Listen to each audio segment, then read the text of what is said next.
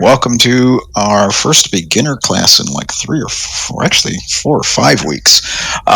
So for those of you who haven't been with us, this is a beginner class. So we're doing AIC control for the pilots. Most of what is going on at the beginner class is learning to build the mental picture with bullseye calls and how to get your jet pointed in the right direction, all the mechanics of closing in on the intercept. And for the purposes of what we're doing tonight, you're actually going to merge with the factor groups and do a VID, check their wing status, check out what's going on. If they are hostile and you are cleared to engage by the AIC controller, you'll just fall back and shoot them from behind from their 6 o'clock. All the aircraft that you fly tonight will only have IR missiles, Sidewinder missiles. We run unlimited ammunition, so you don't have to worry about reloading. We run unlimited fuel, so you don't have to worry about fuel management. And all of the player-flown aircraft are invulnerable, so you don't have to worry about friendly fire, getting yourself shot down. Any questions about the kind of unrealistic mechanics, but we're running it so that it eases the rest of the training?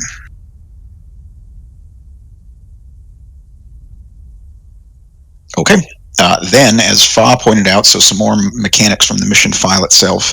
There is civilian air traffic in this airspace. Believe it or not, it's only about 10 or 20% of the amount of civilian traffic that would be realistic for this airspace. But it's designed to add noise so that you don't figure everything that's out there that is not you is automatically the enemy. Lots of things out there are not the enemy. For the AIC controllers, most of the civilian air traffic is squawking an appropriate IFF ident, so lot ATC will automatically classify them as civilian air traffic. Some things are intentionally not squawking the appropriate codes, and so they will show up as unknown contacts. Depending on FA's direction, you may have to vector fighters in to get an ID on what that thing is, just like the real world. Any questions on the civilian air traffic and how it is automatically classified most of the time appropriately for the controllers?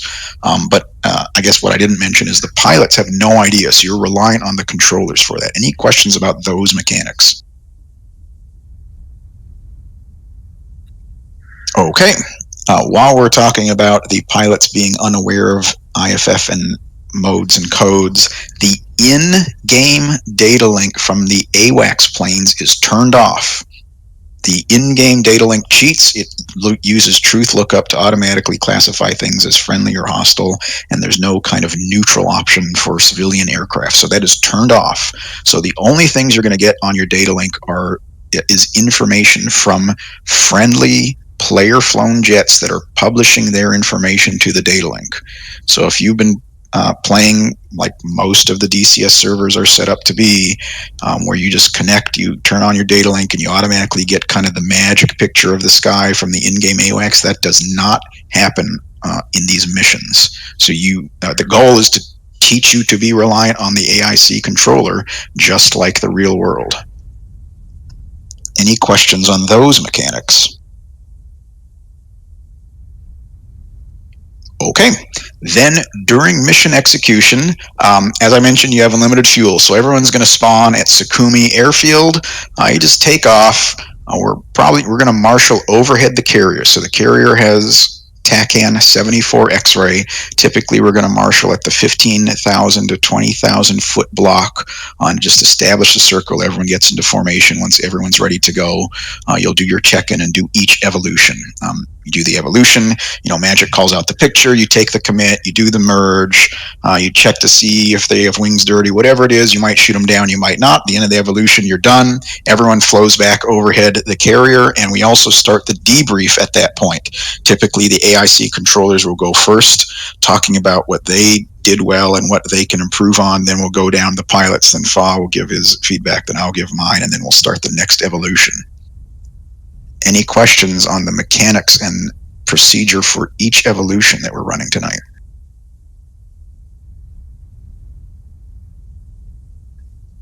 Okay.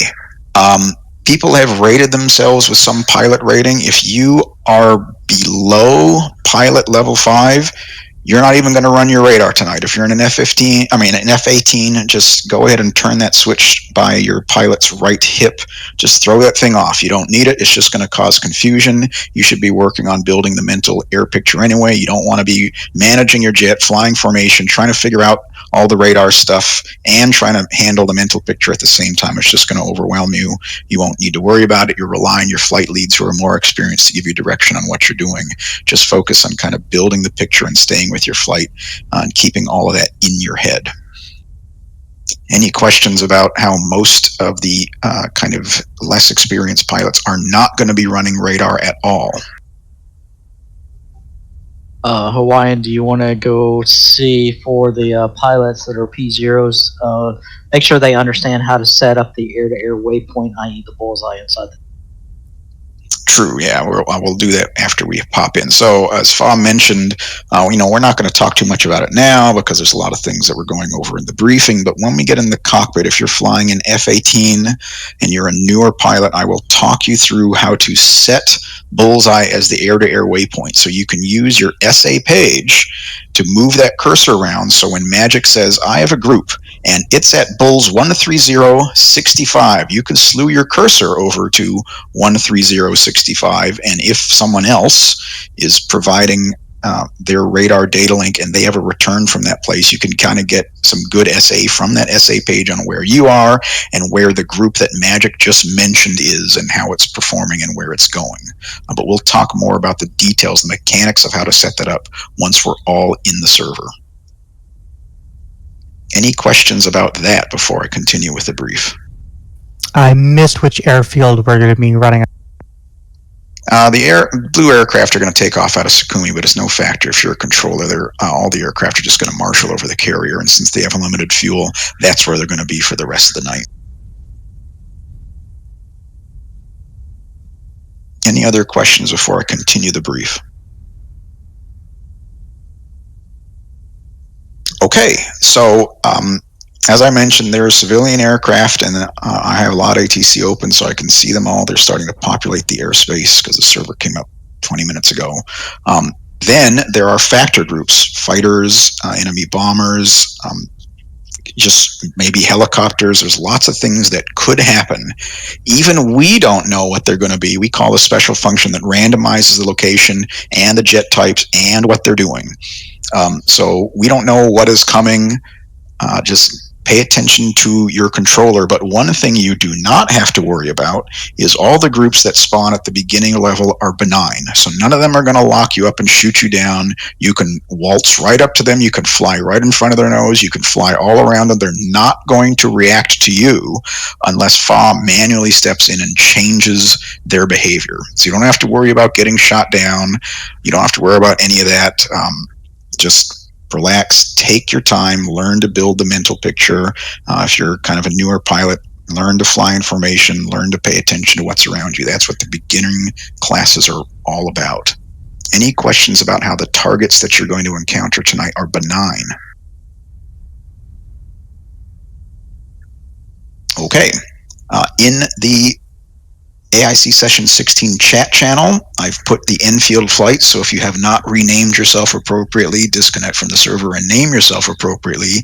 Down at the bottom are two frequencies we're going to use. Channel 134 is to communicate between the fighter groups and Magic, and channel 257 is for the fighters to talk amongst themselves. So all the briefings, all the debriefings, all the communication between the controllers and the jets are going to happen on channel 134. For the pilots, you can talk amongst yourselves. Hey, where are you? I'm joining up on you. Okay, I'm getting my jet ready. Okay, I'm ready to start. That kind of communication all happens on 257. Any questions about the in-game radio channels for tonight? So the controllers, we are going to be monitoring both channels, and we will be broadcasting on 134. True.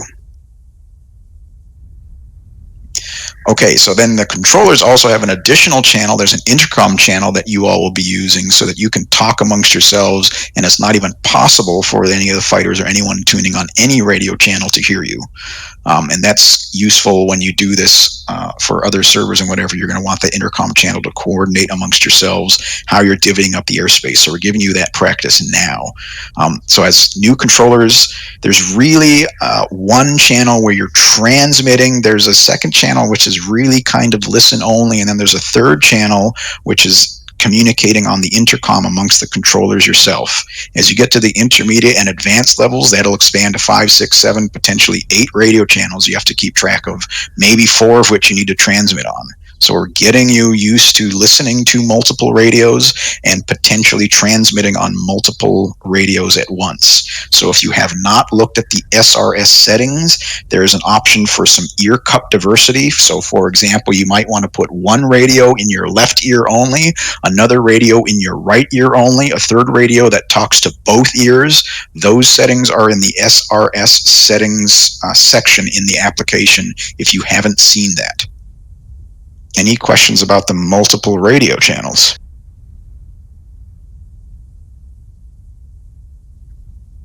Okay, let me turn it over to Fa to talk about anything that is AIC controller specific for tonight. Nope, I don't have anything other than so I got 2 controllers. So I'll run the first one, and then after that we'll just alternate between GAW and Fixer between each one of the evolutions. Excellent. Okay, so there's 4 pilots tonight, Bo, which is 5 humans, by the way. Enfield 1-1 is going to be an F-14, so there's a human in the pilot seat. There's also a human in the Rio seat, so he's going to be the overall flight lead. Then there's Anklin, which is Enfield 1-2. He's essentially the wingman for the flight lead. Then there's Terry. He's Enfield 1-3. He's going to be the element lead, and then Marvel's going to be his wingman. Any questions about the flight layout for tonight? So we're going to be interacting with Enfield 1, Enfield 1-1, Enfield 1-2, and Enfield 1-3. You'll primarily be interacting with between Magic and Enfield 1-1. It's possible the flight may split, and then you're talking to both Enfield 1-1 and Enfield 1-3. On the TAC radio channel 257, when you talk to, for example, Enfield 1-3 because the flight is split, and you say, this thing's over here, you may essentially hear Roger or, acknowledge or whatever, and then you'll hear on the TAC radio Enfield 1-3 talking to Enfield 1-4. But as a controller, your primary interaction is with Enfield 1-1. If for some reason the flight happens to split, you may talk to 1-1 and 1-3, or it may just be 1-1 the whole night, and then you'll hear him talking to 2, 3, and 4 on channel 257. Any other questions about the radios? Just so I heard that correctly, in the event where we do have to address not the flight lead, that would still be on 134? True. And maybe what you're thinking as that situation kind of goes sideways is, man, that channel could get busy with a lot of conflicting comms. I wish there would be more channels. That is the topic of later beginner and intermediate level class. Any other questions about radio channels? Okay. Beginning AIC class is about building the trust and the relationship between the AIC controller and the pilot. So there is a lot of traffic out there, especially around the carrier. There are some AI F-18s that are doing carrier quals. There's, as I mentioned, civilian air traffic. There's general military operations. There's C-17s flying around. Georgia has some defense fighters. So you need to constantly be paying attention to the AIC channel. The controllers will let you know, hopefully before you even set eyeballs on them, hey, you've got calm air at your 2 o'clock high. It's no factor, so that you are constantly aware of what's happening. It's their job to watch the overall picture and to give you the information that you need when you need it. Any questions about the overall interplay between the fighters and the controllers? The decision to mark a contact as being identifying it as a bandit or a hostile, is that ultimately at the discretion of the controllers or the fighter? That is a good question. Ultimately, it is supposed to be the responsibility of the controller. You have access to more information in terms of volume than the fighters do. So it's your job to fuse all of that and give that information to the fighters when they need it. When the fighters are in the merge, they have more information about fidelity than you do. They can, for example, look out of the cockpit and see what that plane looks like. You can't. All you have is a radar return.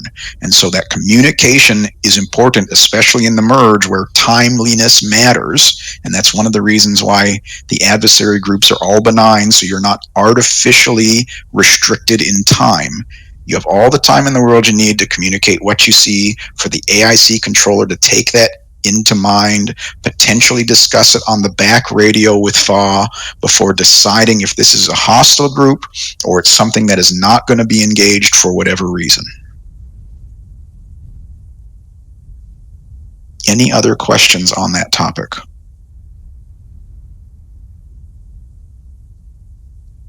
Okay, and you know, kind of continuing on the philosophy of that point. The goal tonight is not to be fast. No one cares if you locked the target up and got him whatever and you did it in 5 seconds. The goal tonight is to do it properly. Fast comes later. So don't be speaking 4,000 words a minute on the radio. Be slow, be deliberate. Make sure you're communicating what needs to be communicated in the proper order. And on the other side, be slow, deliberate, so that we don't have to oh man, I wasn't paying attention. What'd you say? Oh, I couldn't understand you. It was too fast. Somebody stepped on someone else. Let's be slow and deliberate. The speed comes later once all the basics are worked out. Any questions about that before we're about to hop into the cockpits? Okay, so all the briefing has been through Discord. What we're about to do is hop into the cockpit. So what we do is we mute our microphones here, but we stay in the Discord briefing room. If for some reason the server crashes or SRS breaks or something happens, you'll start to hear people piping up in the Discord chat. So it's kind of our fallback. It's also where we are going to do our debrief at the end of the night. So when we're done in game, we'll close down the game, shut down the server, and do our debrief in Discord. In the interim, assuming everything goes well, everyone's microphones are muted and no one is talking in Discord because everything else is happening through SRS. Are there any questions about that, or does anyone not have their SRS configured before we stop talking here? Okay then. So we're about to hop into the game.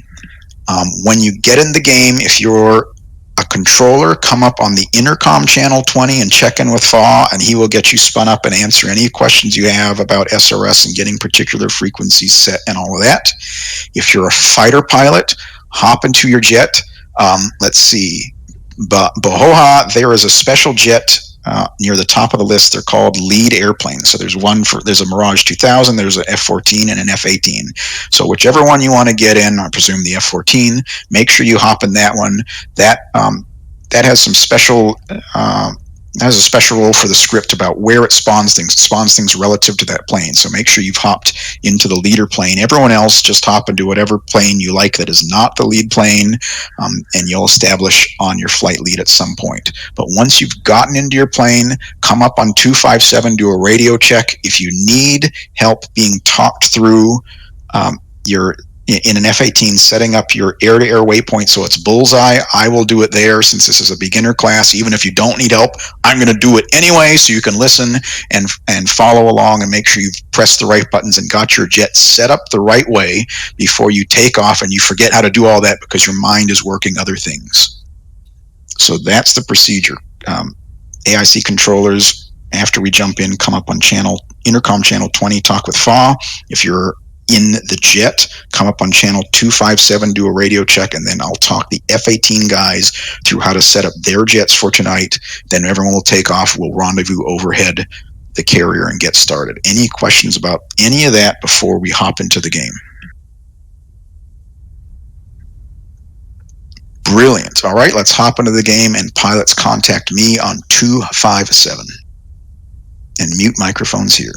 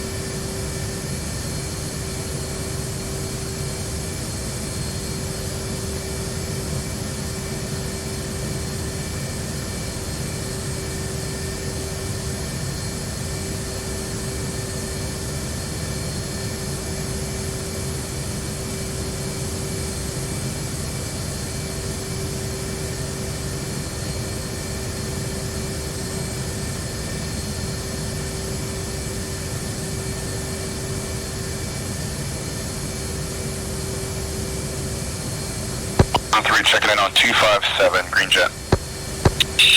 Heavy loud and clear, 257, help me. Got you loud and clear.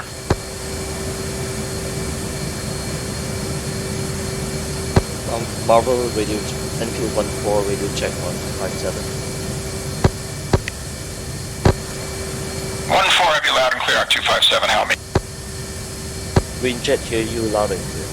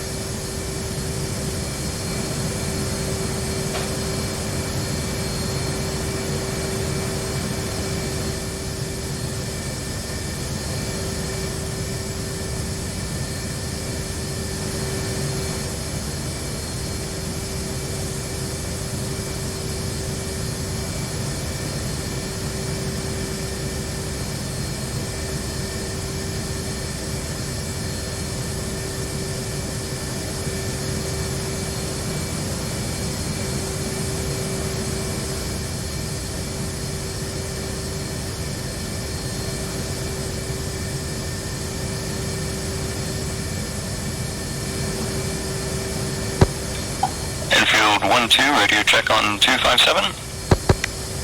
1-2, have you loud and clear, 257, help me.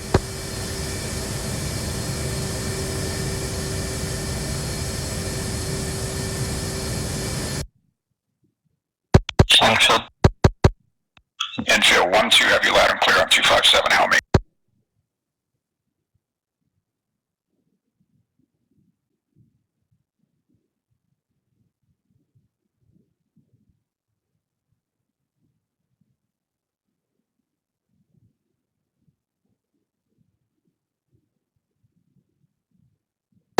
Enfield 1-1, checking in 257. Enfield 1-1, have you loud and clear, 257, help me. I'm clear.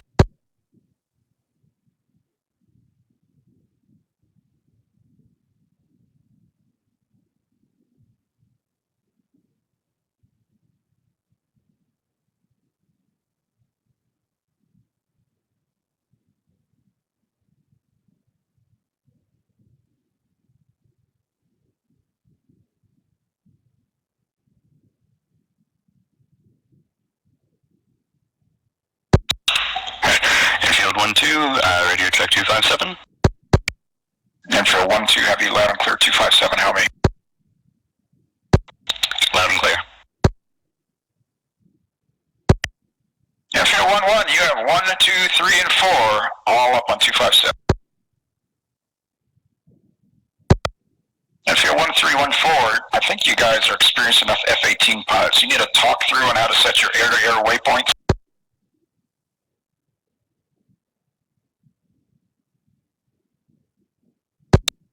Should be the only waypoint in your computer. Waypoint 1 is bullseye. 1-3 is good. 1-4 is good. Yeah. Carrier is CACAN 74 X-ray.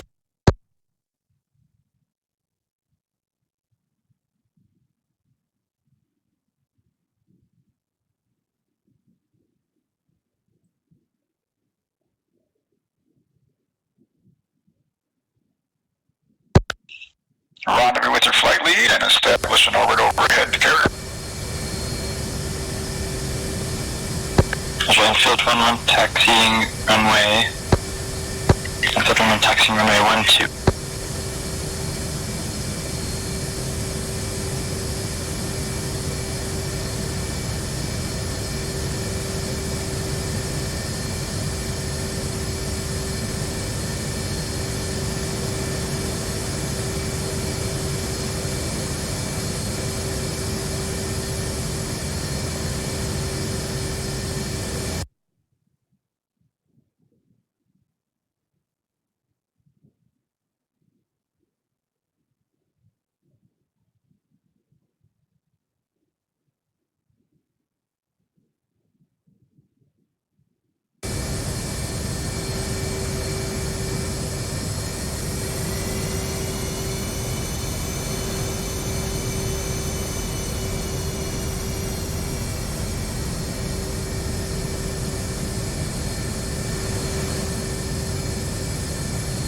Enfield 1-4, radio check 134.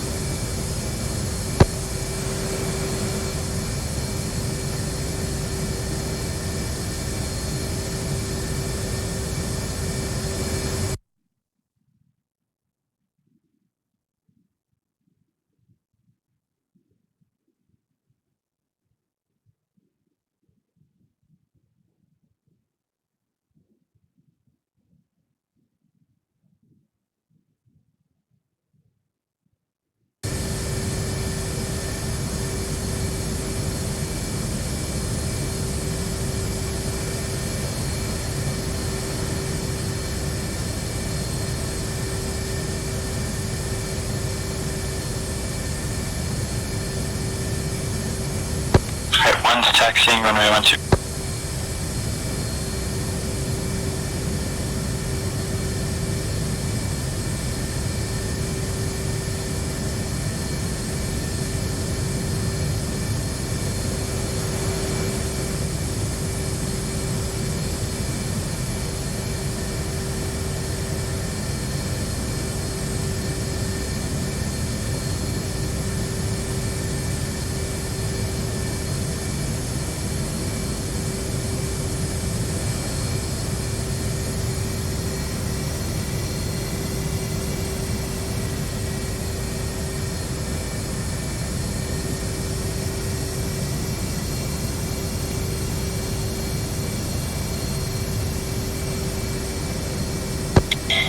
This is Enfield 1-2. I'm new at this, so just let me know what to do. Yeah, just go ahead and follow 1-1 out. The Hornets will be behind you.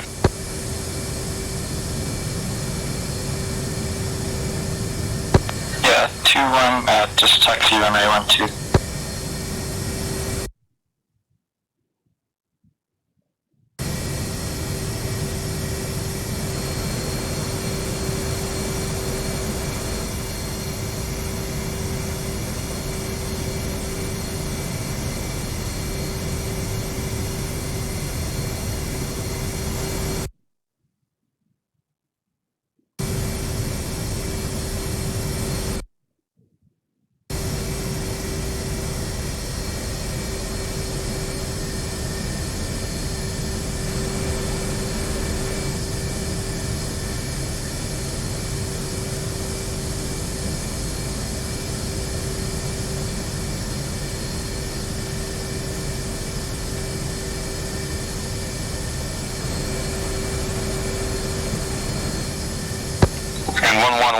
runway do you want to take?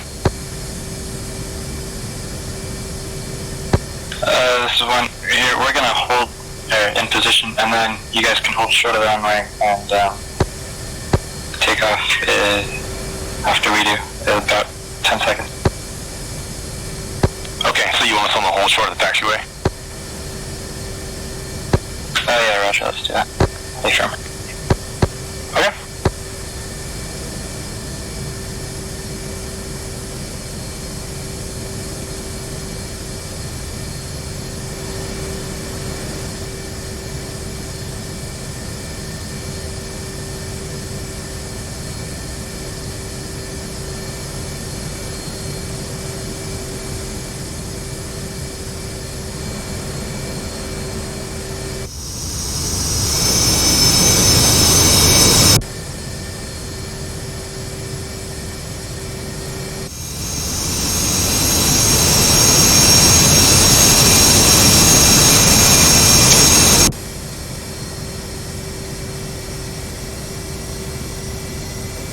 And I actually disregard my last two.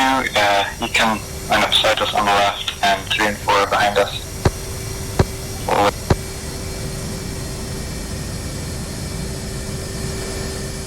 we just let 2 and 3 pass.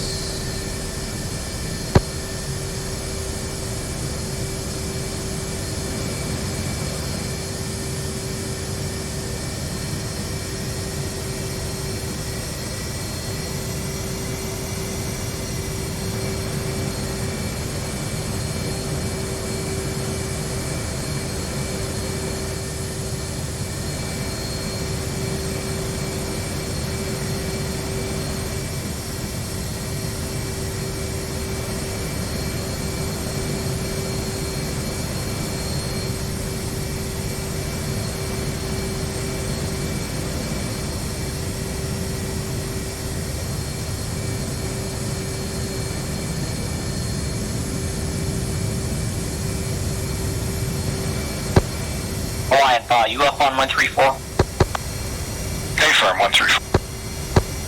It just seems kind of quiet on comms chatter. How's everything going? Planes are still lining up for takeoff. Copy.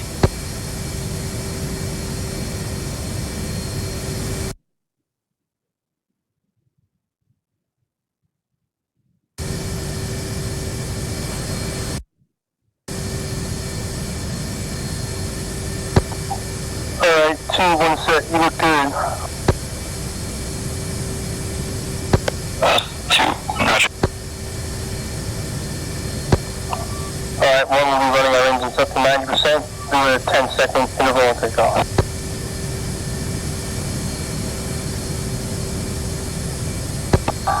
One's rolling.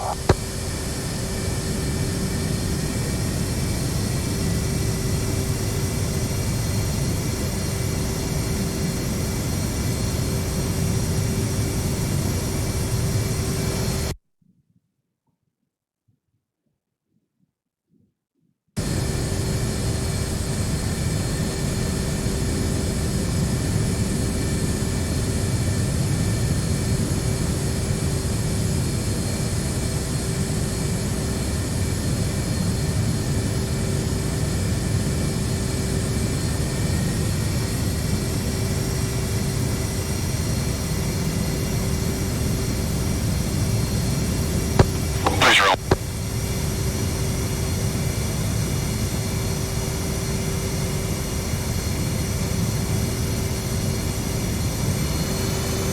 False roll. Inside after departure, we're gonna make a right turn heading 250.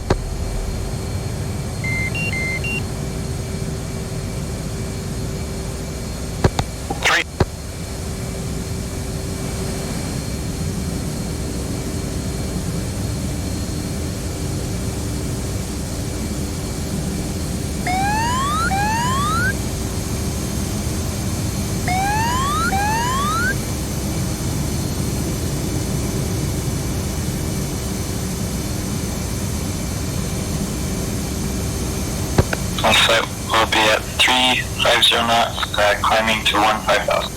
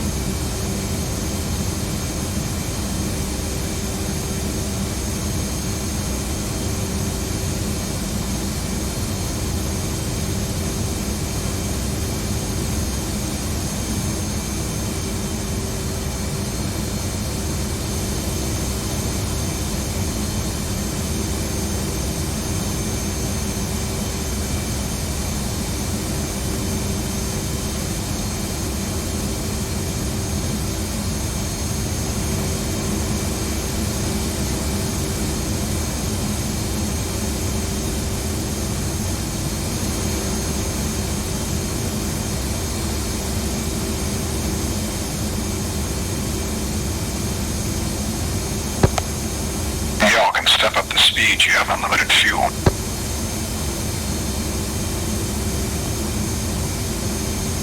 Yeah, roger.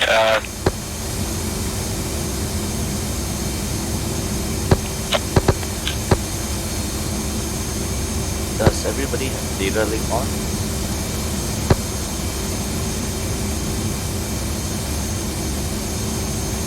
So one's just going to go full burn into the carrier, and then we can rendezvous over the carrier then at the same time.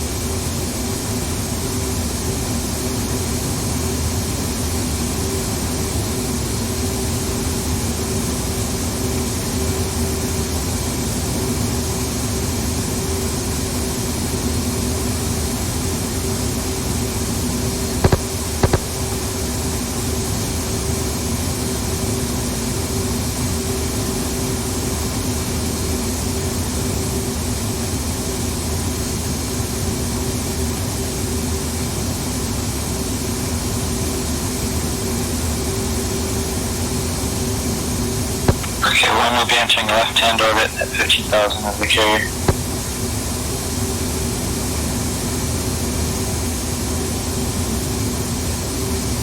And one will be entering position 1, or 350 now.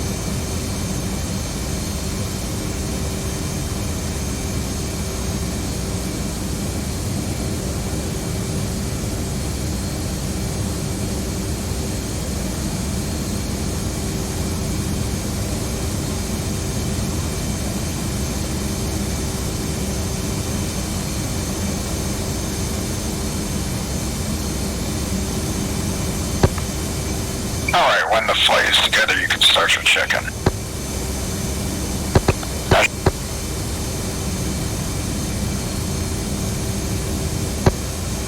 Magic infield flight is getting reformed. Stand by for check-in. Magic copy.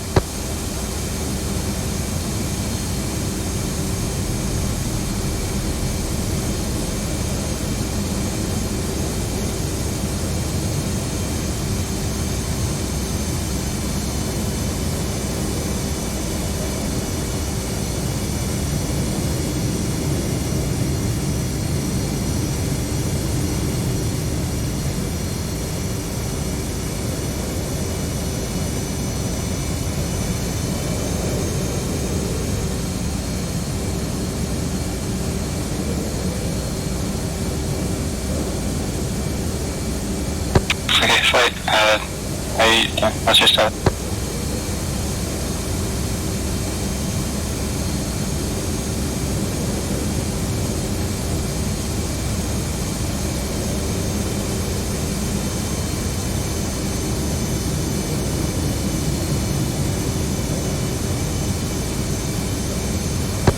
Flight, are you set?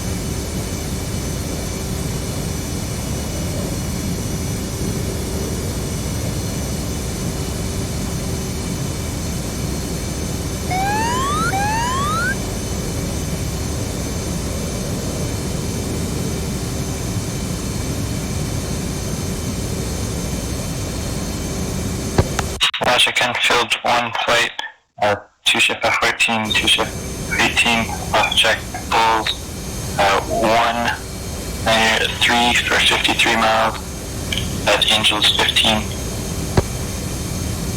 Good job, man. Alright, infield Magic got you loud and clear. Stand by.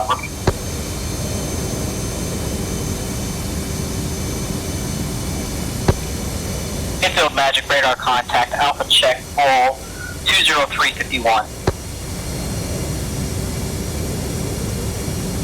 Infield 1.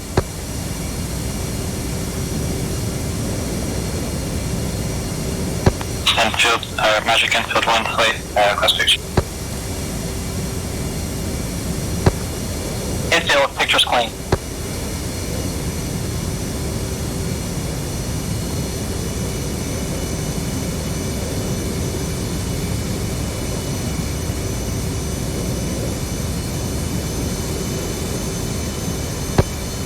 Infield, pictures clean. Infield 1.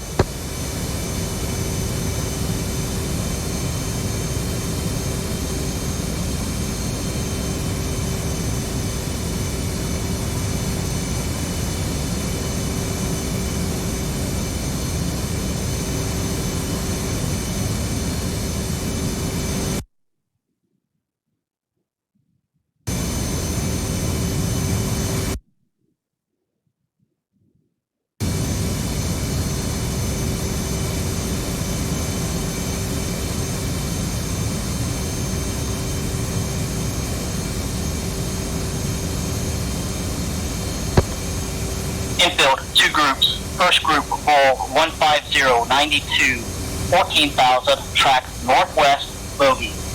Second group, Vol 144, 103, 12,000, track northwest, bogey. Recommend infield commit.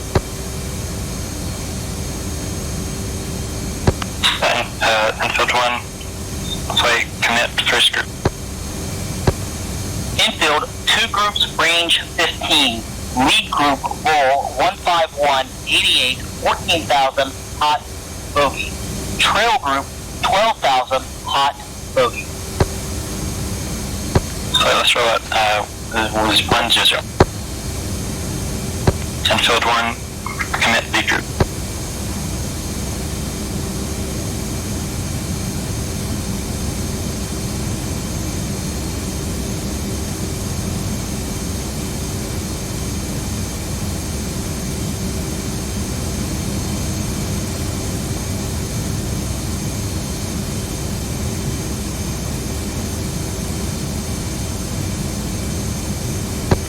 Again, field 1, declare 100 for 50 miles at 13,000.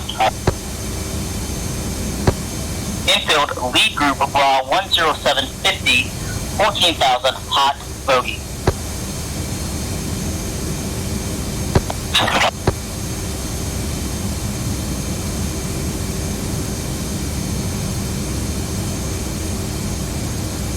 Okay, flight, do you have radar contact?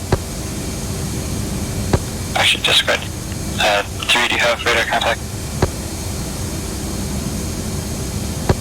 Negative. Roger there. 12 o'clock and like 40 miles now at 13,000. Okay, 1-3 radar contact. Roger, 3 and 4, take the trail group. Okay, 3 stake in trail group. 4.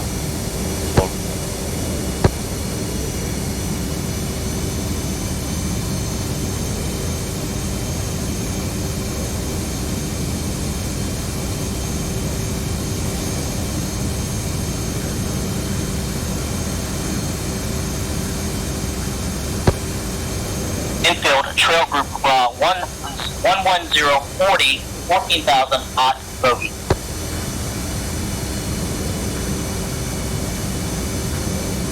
Roger, can field 1-1, radar contact trail group. Magic.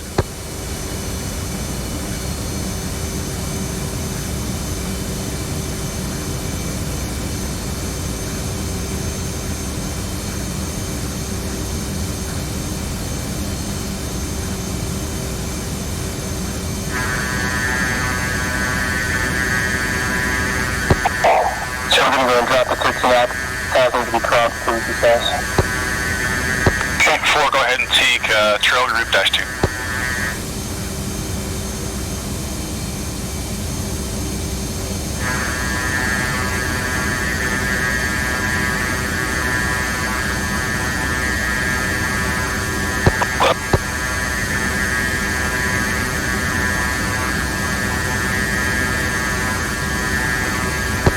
They're passing 2 to 3 o'clock.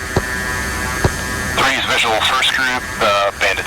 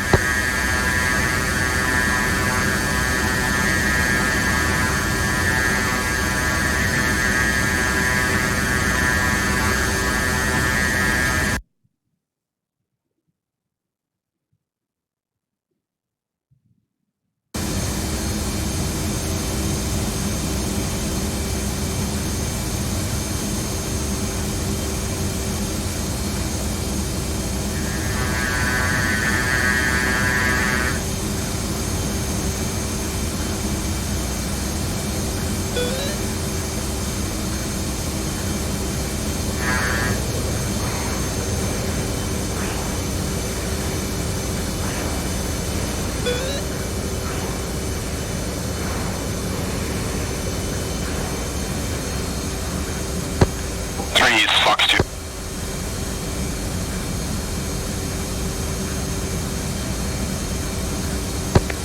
And splash.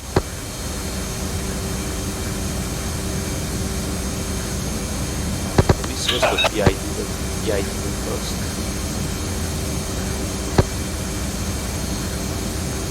Yep, affirm. So just pulling behind them. They had missiles on their wings. So they were hostile.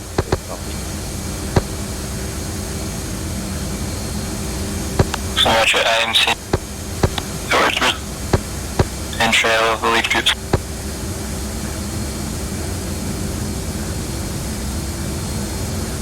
Roger, can field 1 lead group looks like Fox Bats with 4 times air-to-air weapon. Infield 1-1 copies, lead group is hostile. I'm filtering them.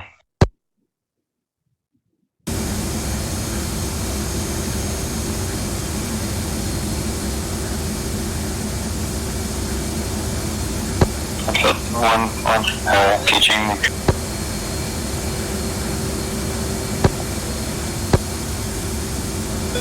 At 2-1, you still with us? Infield 1-3, you're going to have traffic crossing left to right, broad 275, 13 miles per mile, 6,000, no factor. 1-3 copy. 1-3 copies. And 1-4, are you still on that trail group -2's tail? Yep, I am.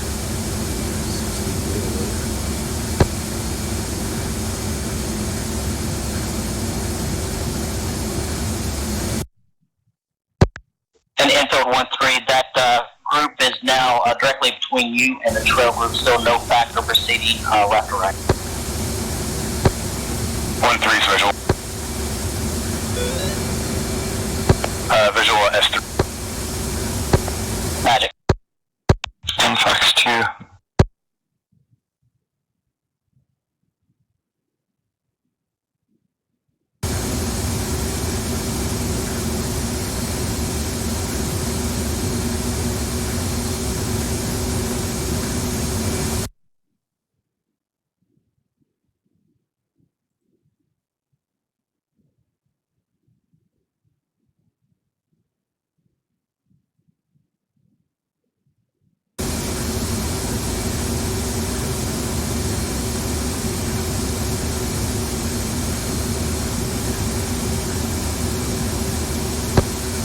A-18 will close the staff.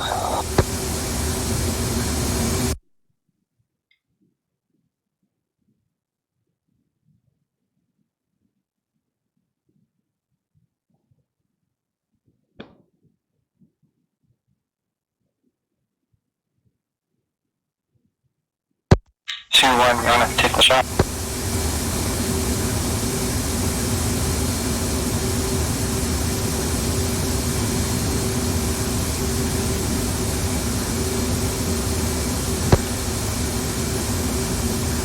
Infield 1-4, your trail group is 035, 2-point correction 3, drag northeast.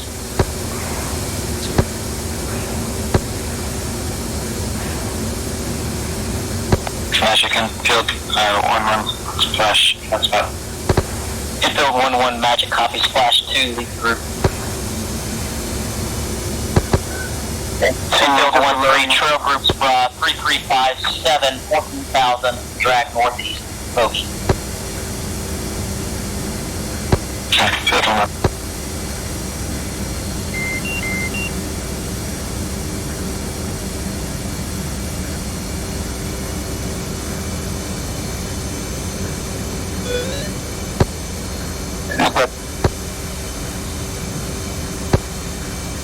Infield 1-4, your trail groups 0485, 14,000, drag northeast.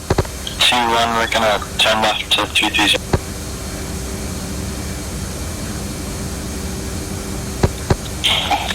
Say again? 1's turning left to 330.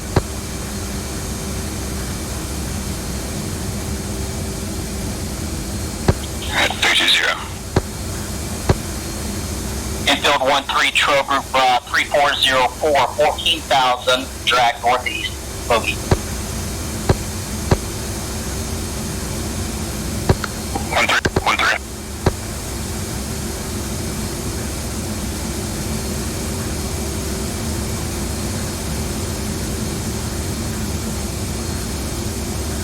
Michigan Field 1 just book it up.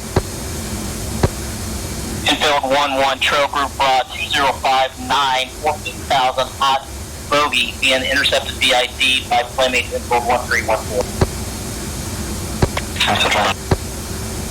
Infield 1-1-1-2, recommend flow northwest 330. Infield 1-1, module flow 330.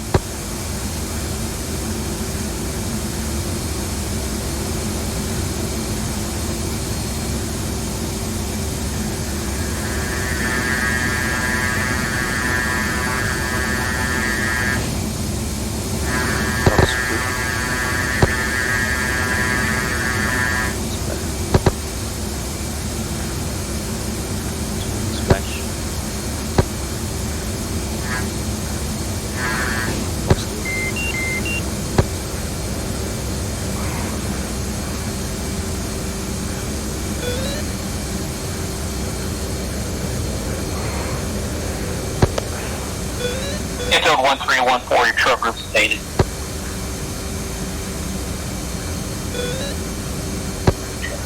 Infield flight, magic, pictures clean, recommend knock it off, fighters knock it off, AIC knock it off. Field 1, knock it off. Field 1, site knock it off.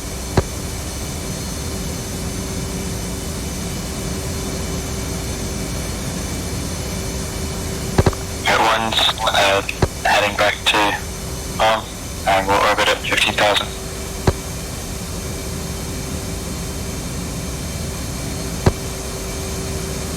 Alright, so as you're going back to your rendezvous back on Pit Mom, so for the new people here, the way they do this is one through a debrief as Infield's going back and getting rendezvousing overhead Mom. So from AIC's perspective, so one of the downsides on that one, again, it's Hawaiian kind of highlighted there. A lot of times these groups spawn in places that we don't even know that they're going to spawn.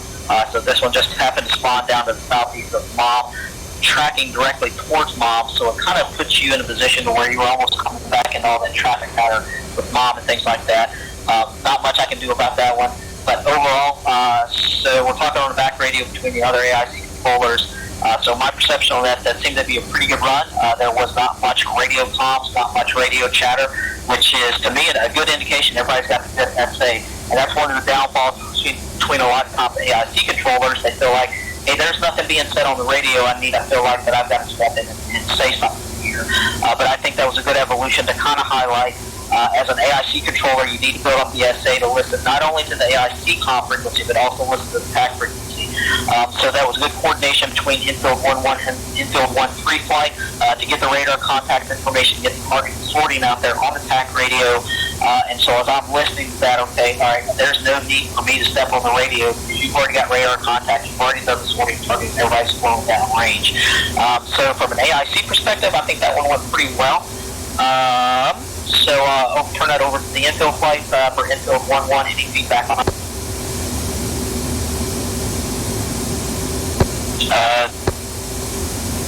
Not much from me. Okay, copy Infield 1-2.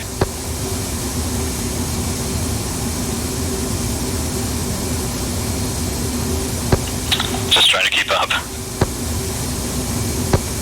Alright, Infield 1-3. Yeah, nothing from me. Copy Infield 1-4. As the bandit was pulling away from us, should we be continuously pursuing him?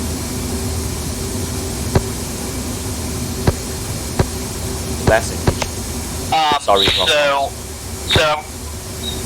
So, you know, I'm going to say it depends. In this situation, yes, you need to keep pursuing him because it's only a division of you guys out there. So Infield 1-1, 1-2 has split off, so they've got their own group that they're trying to get the VIDs on.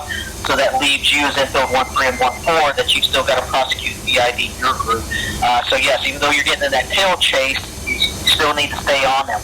Now, if there were another section or another division of fighters out there, you can coordinate where you hand off between two different sections of fighters. If it looks like somebody's going to be in a better position to consummate that intercept, absolutely, you can switch that off. But unfortunately, the way it's laid out tonight, you kind of have to stick with it because you got to get in there and get that VID on it. And that's why it's important. So these guys were coming directly towards you. So that's why you got to work those good merge mechanics, get those good offsets, and then do the pitch over so that when you pull back over into them, you get in a good position on the 6 o'clock so that you're not getting in those 5+ nautical mile tail chases. So that's part of the merge mechanics out there, establishing that good offset, knowing when to do the high pitch over and then coming back in to get on 6 o'clock there. Now, if the aspect had been different, if it's a flank or a beaming, that comes down to the merge mechanics, where are you going to point your fighter's nose so that you heat up that intercept so that you prevent getting in those tail chases. Yes, you're absolutely right. You do not want to get in those tail chases because it's inefficient. You're burning up a lot of fuel and things like that, and it takes up a lot of time. But for this situation, yeah, you got to stick with it. Any other questions? Les, did I friendly Hawaiian on the last shot? You did not hit me, but yeah, I have my comment. Okay. That's it for me. Okay, copy. So I'll go back real quick. So, and Callan, as Infield 1-2, so I know you said you're just kind of hanging on and following along. So you're new to this. So any comms out there that you didn't understand, or are you just so focused on flying form there that you didn't really understand anything? It kind of comes and goes. Just try not to lose everybody. So sometimes, yeah, there's a bit of focus there, and I lose kind of what's going on. Yep, that's very easy to do. You're trying to watch where your wingman is at, stay on the good formation flight there, but still trying to listen to the radios and try to comprehend what's going on. So even though these are basic level beginner classes, it still can be very stressing out there. So I'll go back over to the controllers there. So Grok and Fixer, you guys are kind of listening, follow along. Anything said on the radio that wasn't clear, anything you have questions about that anybody may glean some information from? I was good for the most part. I did have some difficulty listening and hearing some of the conversation that was going on, but that might have been the volume issue, so nothing for me. Okay, copy. Yeah, I can confirm that. I was having a little hard time hearing. Alright, copy. So yeah, it sounds like some volume control issues that we kind of worked through. So that's all that I have. Hawaiian, whatever you... Yeah, so someone already mentioned it, but the lateral separation in the merge, there wasn't very much of that, and you were head-to-head, so once you blew past each other, by the time you got your nose around, you had pretty significant separation, and these happened to be fast jets, so you spent most of the rest of the engagement trying to catch up to them. It's not something we necessarily drill at the beginner level, but it is something we talk about at the intermediate level, how to actually do that merge properly, get the lateral separation, start your turn so that when you roll out of the turn, you're right on the 6 o'clock of the adversary group. Apart from that, two things were really alarming for me that happened during that engagement. When you watch the video, you'll hear my commentary on it. The first one was, out of the blue, suddenly there was a Fox call, even though no one had declared any of the groups hostile. And then later on, as that trailing group, the last bandit that was alive was still called out as a bandit by Magic, and I was actually formed up flying form with him, and the next thing I heard is Fox 2, and by the time I look left, you can watch the video, the missile hit that thing, even though I was about 40 or 50 feet off his wing. Both were very surprising for me to witness, especially after we talked about the progression from bogey, bandit, and hostile.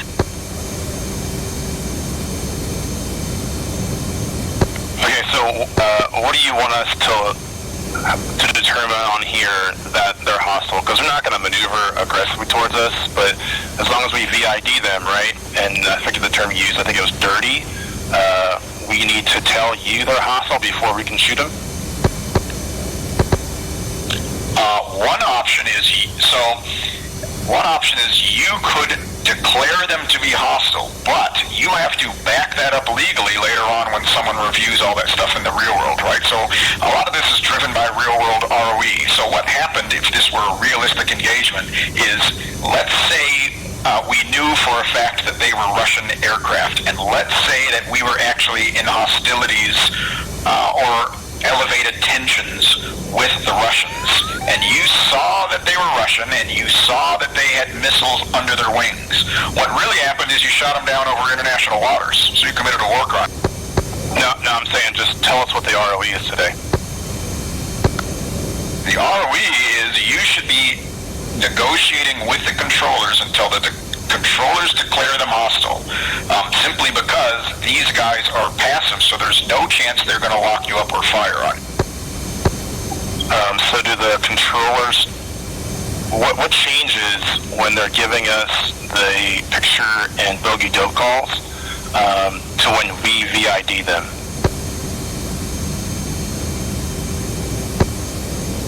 Once you've accepted the commit and you have contact or visual with them, they'll step back off the radio, and then once you're formed up and you're giving them information, this is what they look like, this is what they have under the wings, that allows them to fuse that information for reasons that we aren't going to talk about at the beginner level. Eventually they will come back and either declare that group as no factor or declare that group as hostile.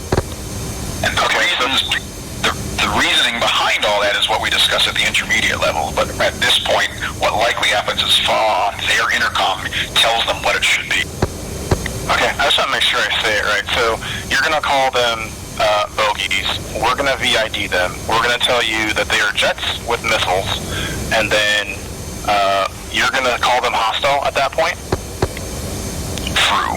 Which is what happened with that lead group. I don't know if you were hearing that on the radio, but the lead group called out what was happening, and Magic came back and said, your lead group now hostile.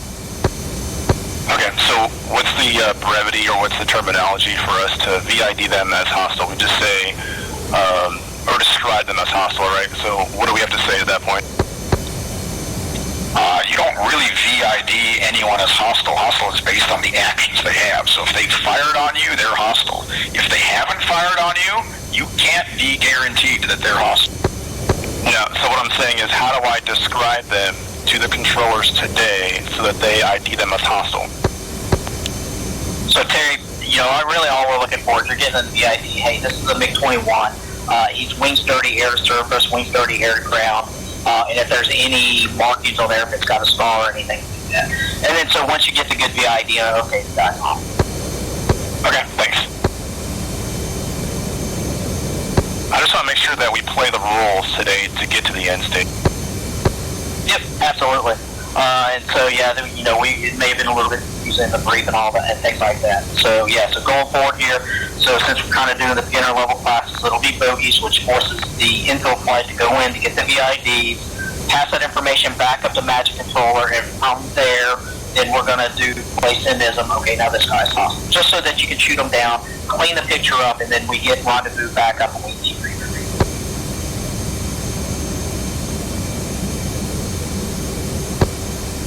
All right. Any final questions or comments? Copy. All right.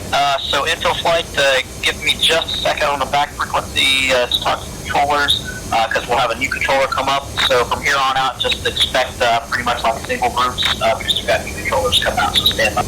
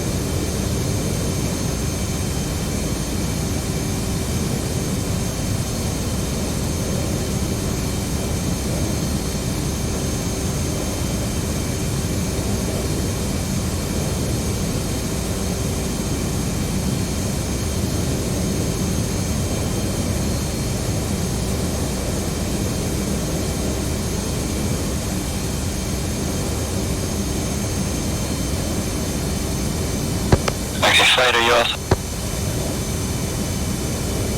1-4 set. 1-3 set.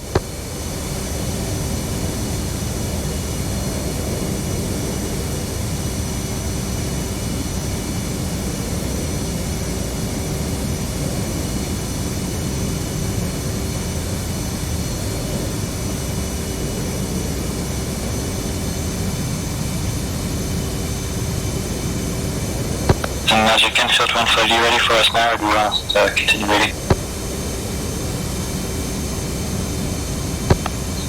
Infield Magic, was that the last call for me? Are you ready now, or do you want us to continue waiting? Alright, give me about 30 seconds. Roger.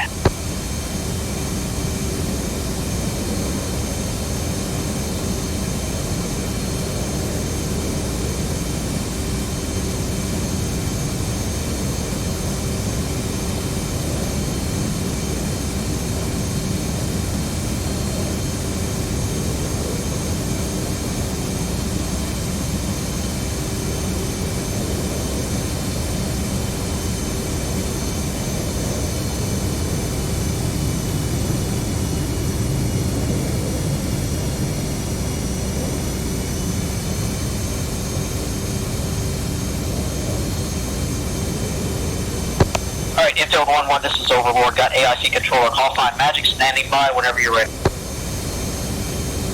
Magic. Magic, Enfield 1 flight, 2 ship F-14, 2 ship F-18, Alpha check, bullseye, 202 for 54 miles, Angels 15.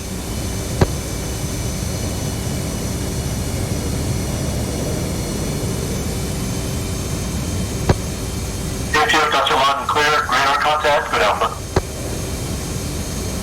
Enfield 1 flight.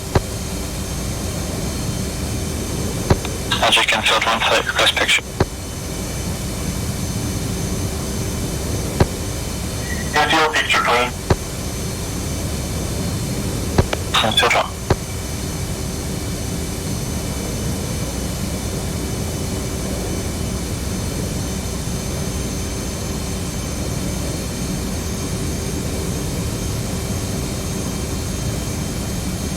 I'm gonna cross back over the right.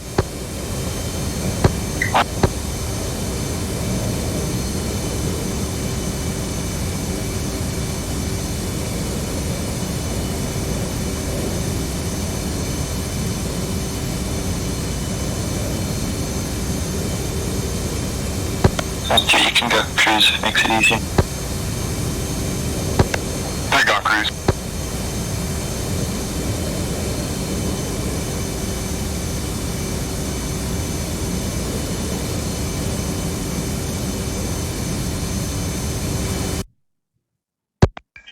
Infield, Magic, single group, Bulls 155 for 107, 13,000 feet. Tracking northwest.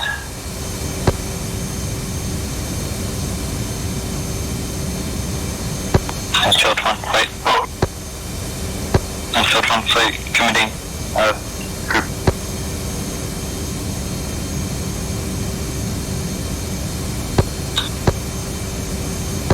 Okay, flight, let's, roll out heading 120.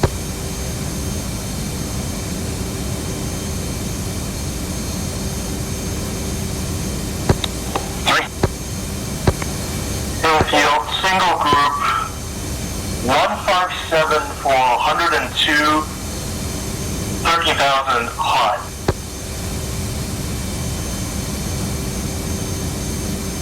Enfield 1 flight.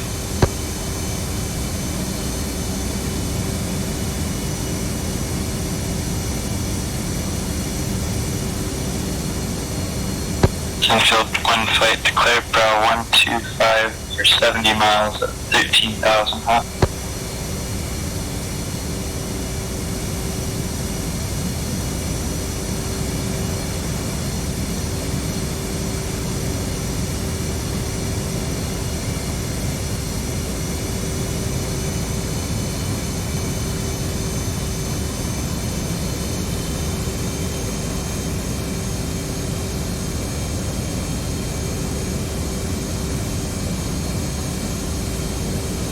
Okay, flight, let's turn right 180.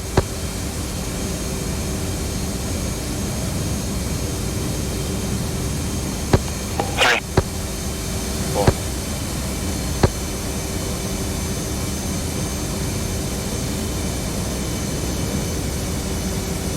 Magic, Enfield 1, discard.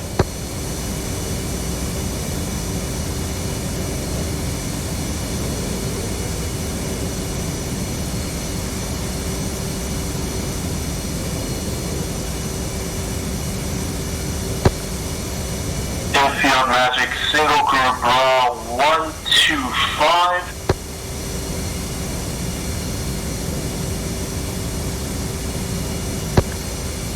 Infield, stand by.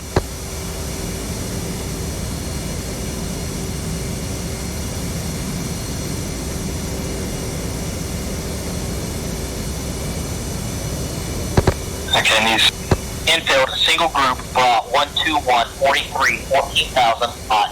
Bogey. Enfield, one radar contact. Magic.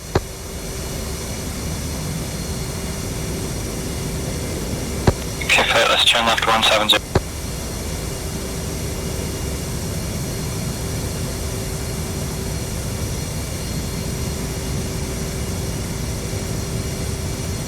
Alright, 1-4, we'll stay trail of leading to. So I say again? 4's gonna, 3 and 4 are gonna be trail of you guys.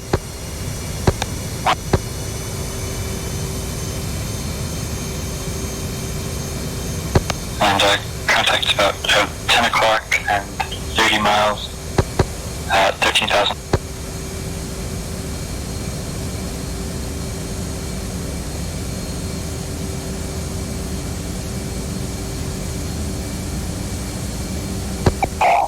Looks like we're in December 13,000.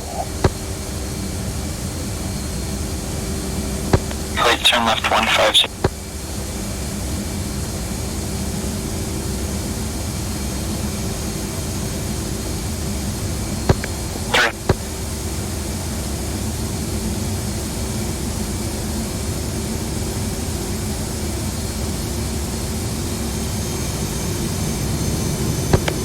Flight action, turn left 070.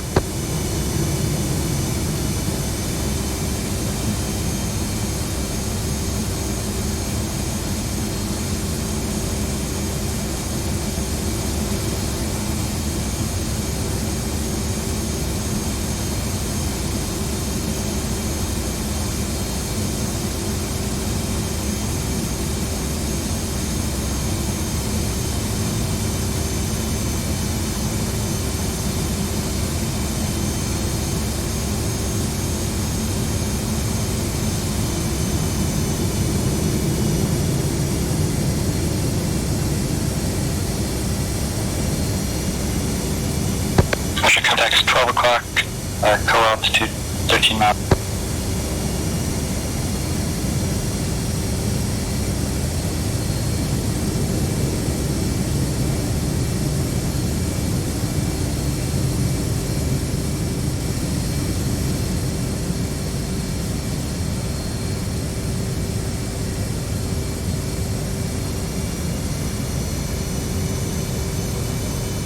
And once running to catch up to the right.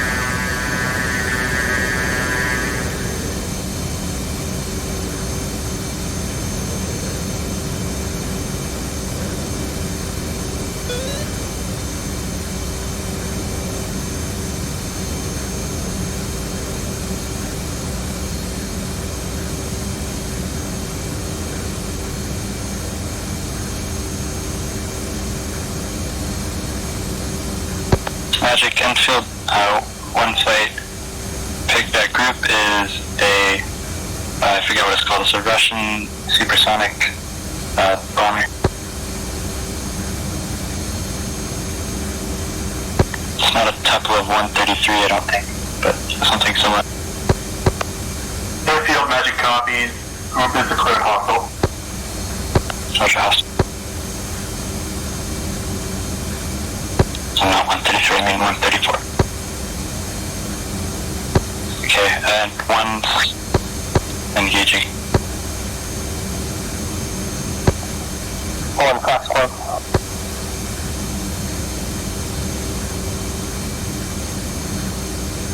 Sunfield, Splash 1. Splash 1.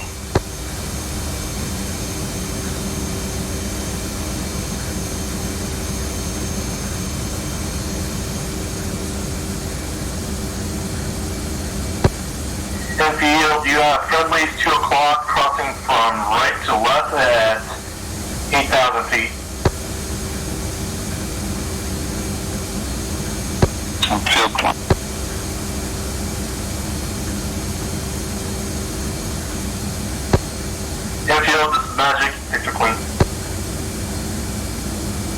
Infield 1.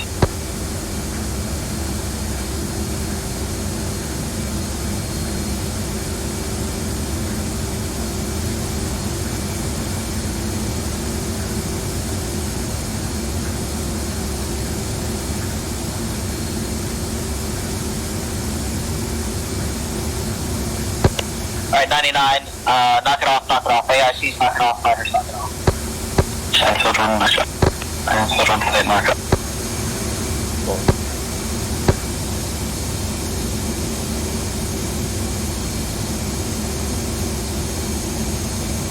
Alright, 3 and 4 will be on your echelon right.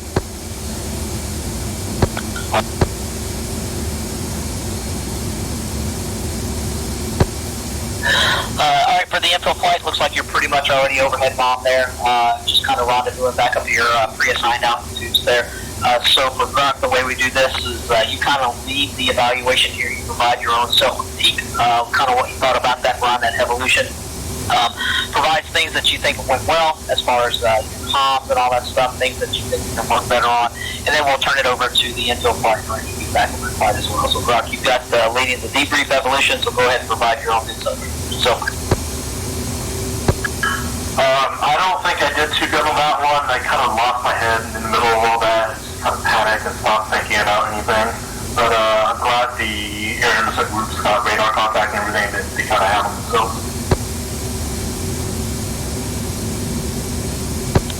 Okay, copy, infield 1-1. Not too much other than we tried better intercept geometry this time. It kind of worked out. We didn't do it perfectly. Also, what is that type of aircraft called? That was, what was that, TU-160, I think that's what that one was. Okay, Roger, 160.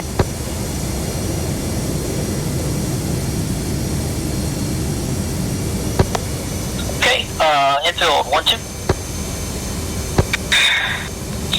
I kept 1-1 in view for most of that, so improvements.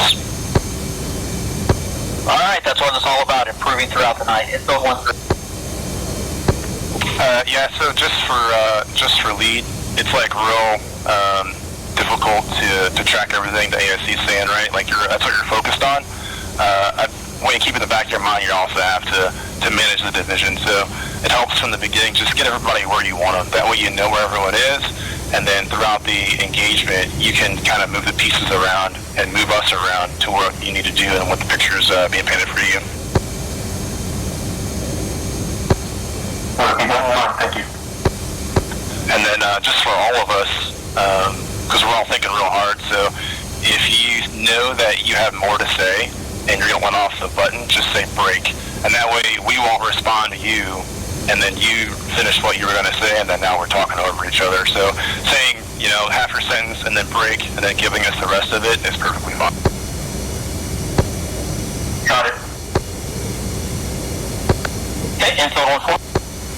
Nothing to 1-4.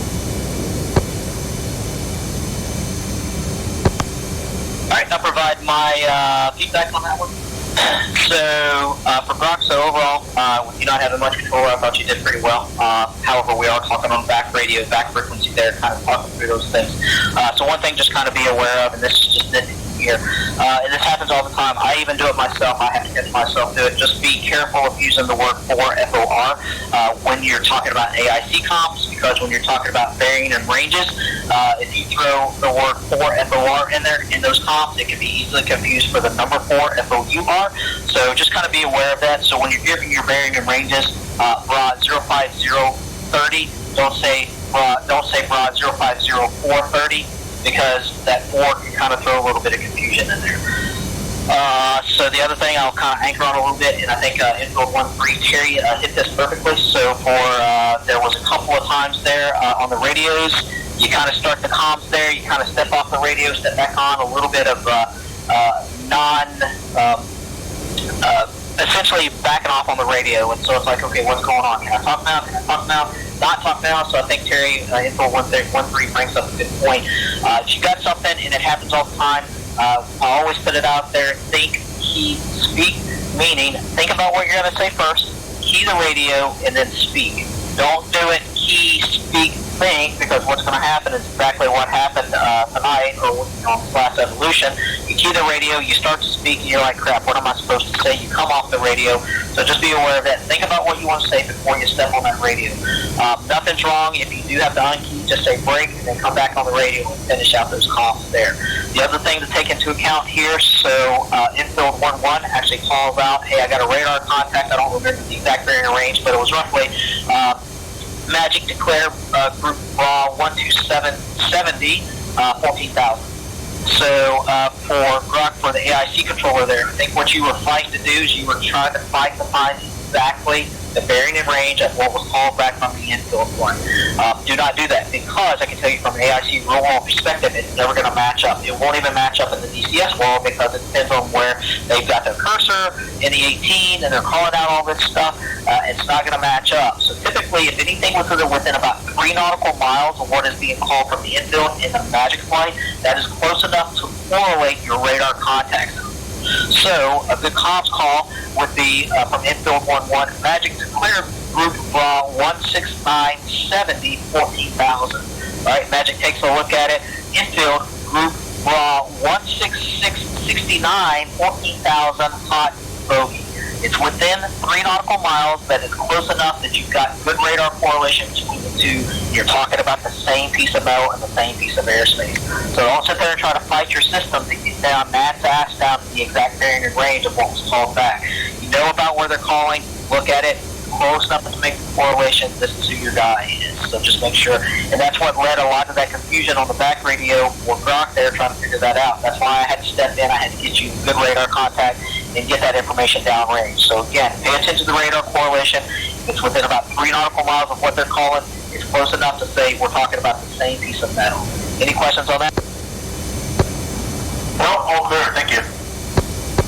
All right, copy. That's all I've got from that run. Hawaiian. I'm kind of curious as to why we were canted off like 30 degrees from the initial call out and commit.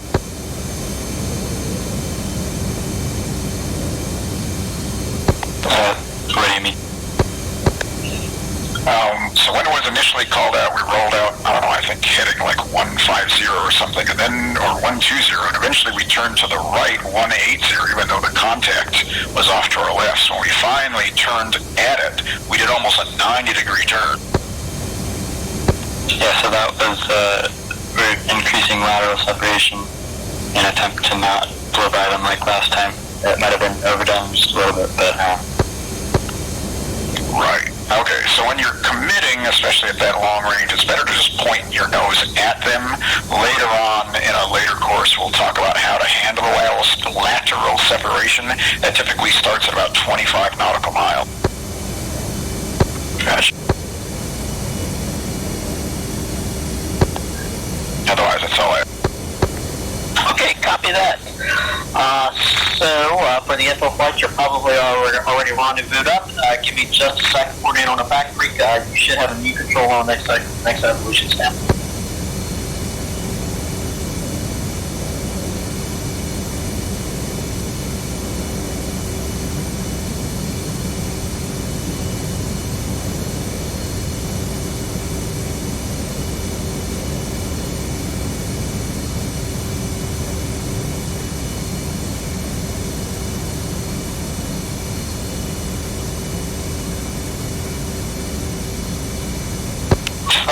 one other thing. How would you recommend we set up the division as we're going after we commit? Yeah, that's a tough question to answer. It depends on what they paint for you. So that time they gave us a single group, right? So it kind of helps to be in trail. So we'll fall back behind you, kind of let you VID and take your cut at 25 miles to get in behind them, and then we're going to support you. If it was two groups like that first one, it might help for us to go like spread, like split us up, and then allow us to get our own mile separation on our own bandits. So it depends on what they paint for you, and then whatever you think is best. Okay.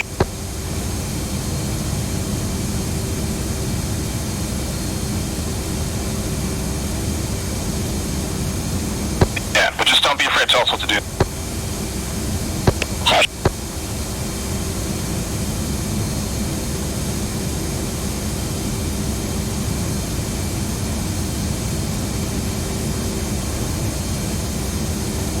Alright, Infield Flight, this is Overlord. New controller, actually, same controller, call sign Magic, standing by whenever you're ready.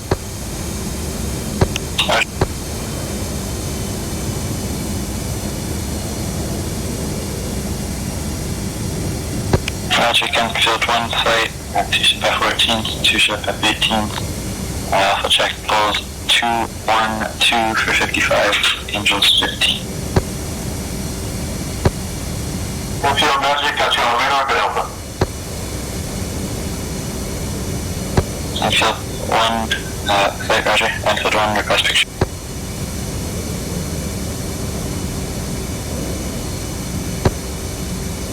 Infield Magic, picture clear. Infield 1.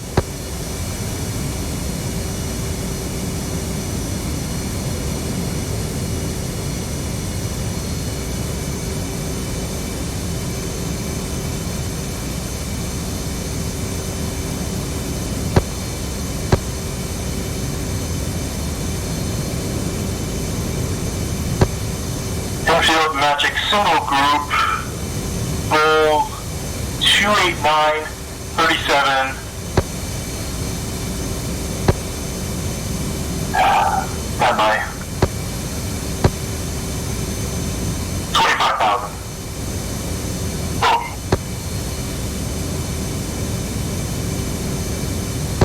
Infield 1, roger. Infield 1, say aspect.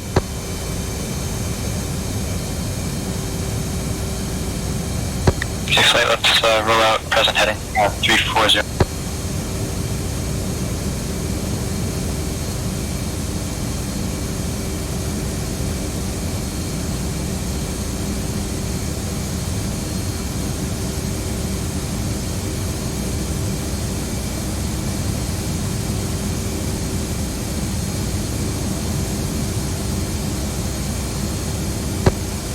Infield Magic, single group, draw 34345 25,000. Bogey. Infield 1 radar contact, Infield 1 flight committing. Magic. Okay, 3 and 4, you can go trail like last time. 3 going trail.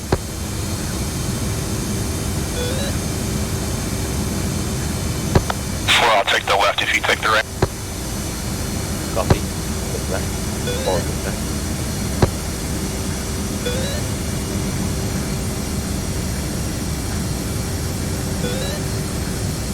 Fly at the left. Contact is 340 for 35 miles at 25,000.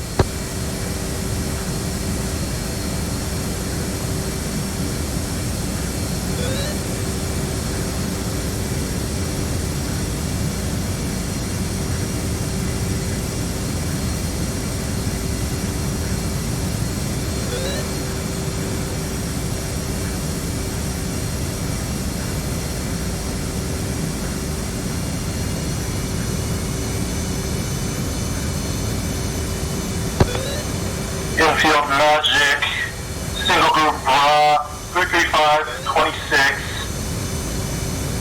25,000 feet, cold, bogey. Infield 1, roger. Okay, it looks like he maneuvered. He's flying cold now. Yep, he's doing about 0.5 Mach. Roger.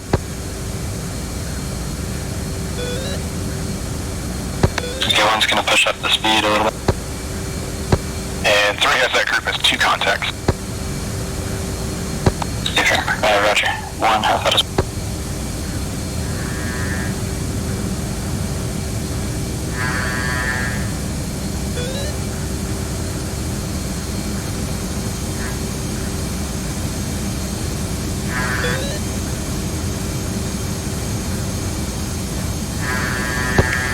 Infield Magic, single group, 221, 22 miles, 25,000, flanking hot.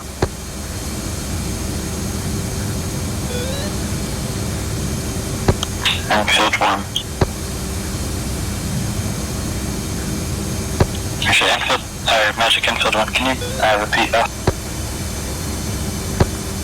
Infield, single group, 305, 18 nautical miles, 25,000, flanking, cold.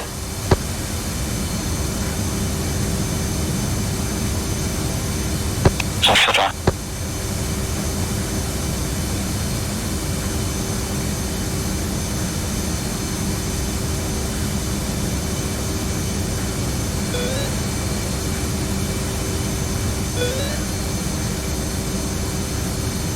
Okay,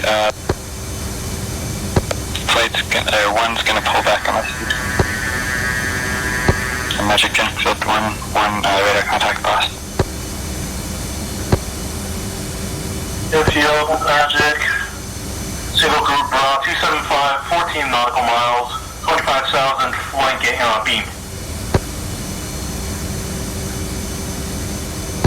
Infield 1.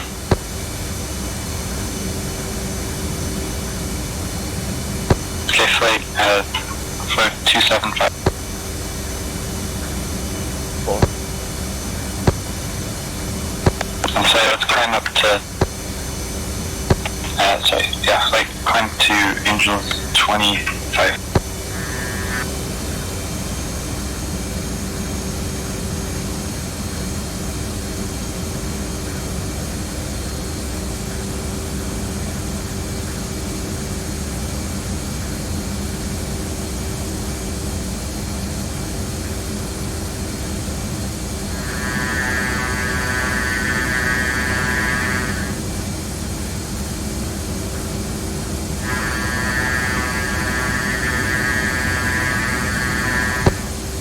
Infield, magic, bandit, bogey group, 198, 5 miles, beaming hot. Infield 1, okay, that's 9 o'clock. Flight, flow left 190. 3. 4.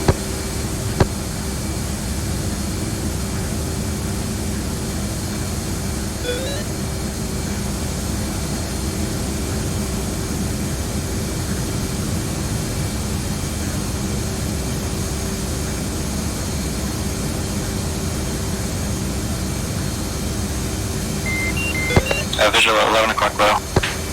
Or tally, I guess.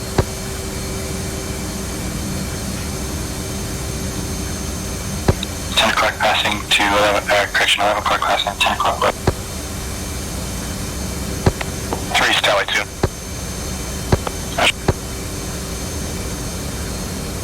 Magic, infield 1, tally, bogey. Magic.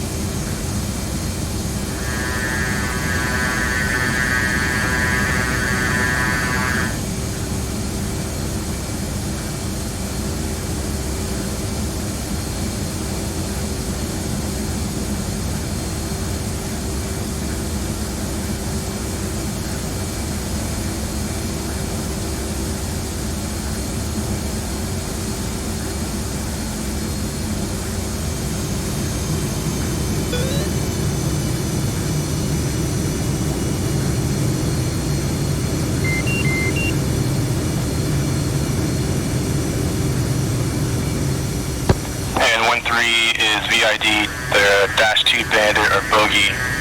Looks like a fitter with orbits slung under the fuselage.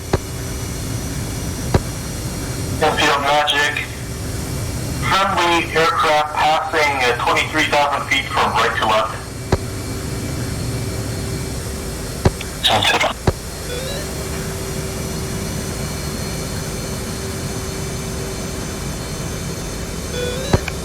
And also ordnance under the base of their wings. Roger.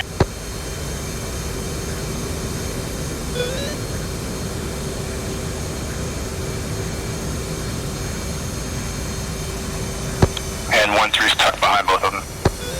Roger. They're both fitters, or is one of them a flogger? My recce might be off, but it looks like SU-22s. Okay. Roger.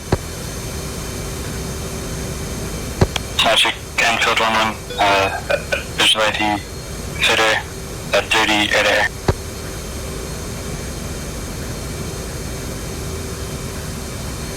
What's underneath the fuselage? It's white and cylindrical. Probably a drop tank. Airfield Magic wing status. More white cylindrical objects. Wings are clean. From what I can see, except for the two white objects that was mentioned. Great. Yeah, the wings sweep so they don't carry ordnance. Well, it looked like they had air at the base of the, or at the root of the wingtip, the root of the wings. Yeah, A4 the sweeping. Yep, A-firm.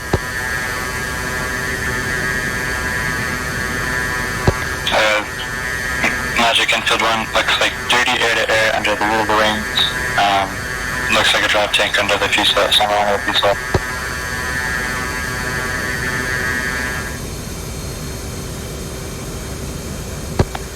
Airfield Magic bogey group declared hostile, clearing the Roger, hostile Infield 1.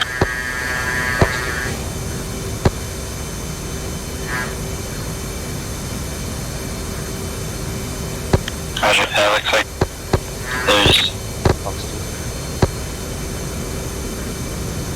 Looks like we just merged with a civilian chap. Comment. Splash. Yeah, 1-3's visual of civilian traffic.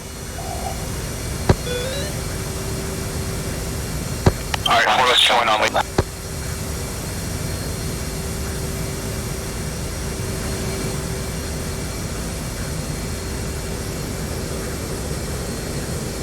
Okay, one has hits on the lead. He's not gone down yet though.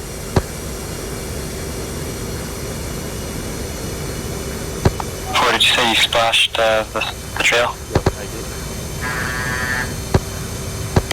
1-3's Fox 2 lead bandit.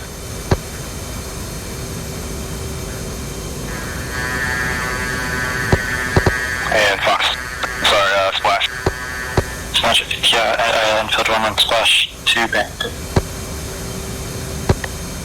Airfield Magic picture clean. Infield 1. Alright, 99, knock it off, AIC's knock it off. Knock it off, Infield 1. Knock it off, Infield 1 hit. 4. Infield flight, Pigeons to Mom is 18745. Be advised you've got commercial air traffic, bra, essentially at due south 1606 nautical miles, 24,000 feet. Infield 1, Roger, we'll head back to Mom.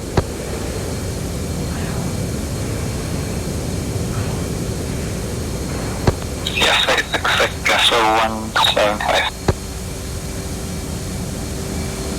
4.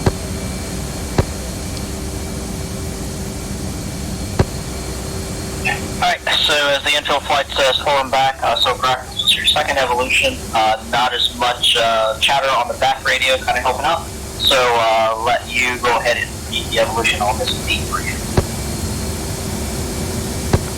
I think I did a little better than last time. I believe I made a mistake on making the call. I think I messed up the order. I kind of said,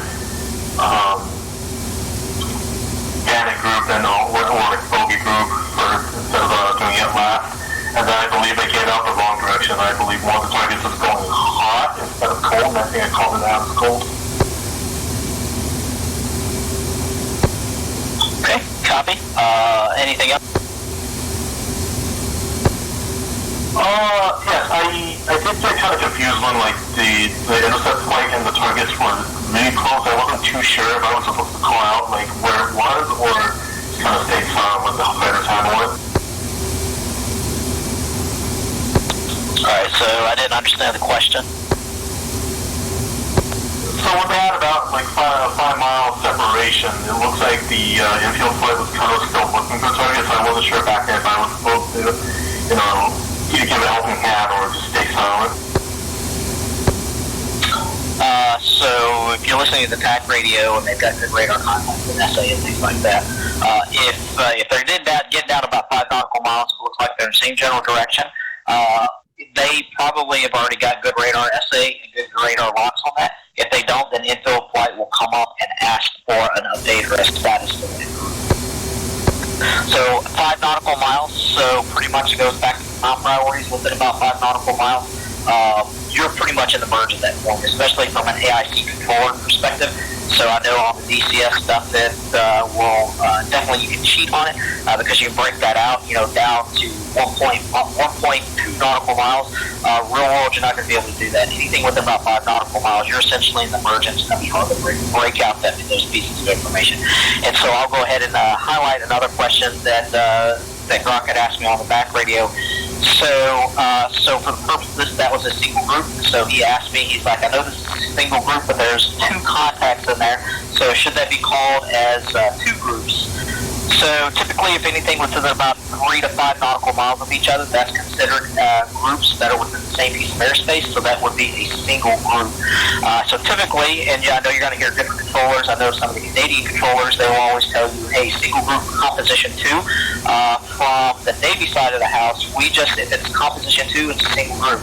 Now, if it's anything of 3 contacts or more than that we can break out, then that will be a single group heavy. That lets you know that there are more than 2 contacts. So things are typically implied as a single group. There's probably going to be at least 2 guys. If there's anything more than 2, then we will put in a filler call sign in there of a heavy. So for an AIC perspective, the way we do it at the naval side of the house, we don't do single group composition 2. Okay, understood. Thank you. All right, infield 1-1. Yeah, there were the first picture call. You left off the direction of the contact, which is that big of a deal because we found a solution. But then also later on for the aspect, you were saying like cold or flanking cold or something, which I don't know, is confusing to me because it's one or the other. Oh, okay. So what I saw was that it was like flanking you, but it was going away from you. So I thought that might have been called as flanking cold or something. Okay. Yeah, I don't have anything else. Okay, infield 1-2. I'm kind of glad that you made the mistake because I caught that, so I think I'm getting a little bit more comfortable with the comms. I also installed during that, but I recovered, so I didn't totally embarrass myself. That's always good. Infield 1-3. All I have was I need to be more conscious of the brevity. So they were declared hostile, and I called them bandits after that, and it kind of set things off track. So that was my bad. Okay, copy. Infield 1-4. Nothing for 1-4. Alright, copy that. So I'll provide my feedbacks on this. Infield 1-1 already hit on this. So the big takeaway from all of that stuff was the aspect calls on pretty much all of those. So there was the initial call. You left the aspect on that track south. So that's actually kind of a big deal. Infield 1-1 said it wasn't that big of a deal, and actually it is because they are tracking south. They are tracking directly toward your fighter guys. So you leave off that. So obviously you left the aspect column tracking south. That was that broadcast control. So you left the aspect dependency on out there. But the info flight, they kind of got your back and they said, okay, we're committed. Now there was a call. Infield did call up after that initial call. They're like, Magic say ask them. But that radio call I think was missed by Magic.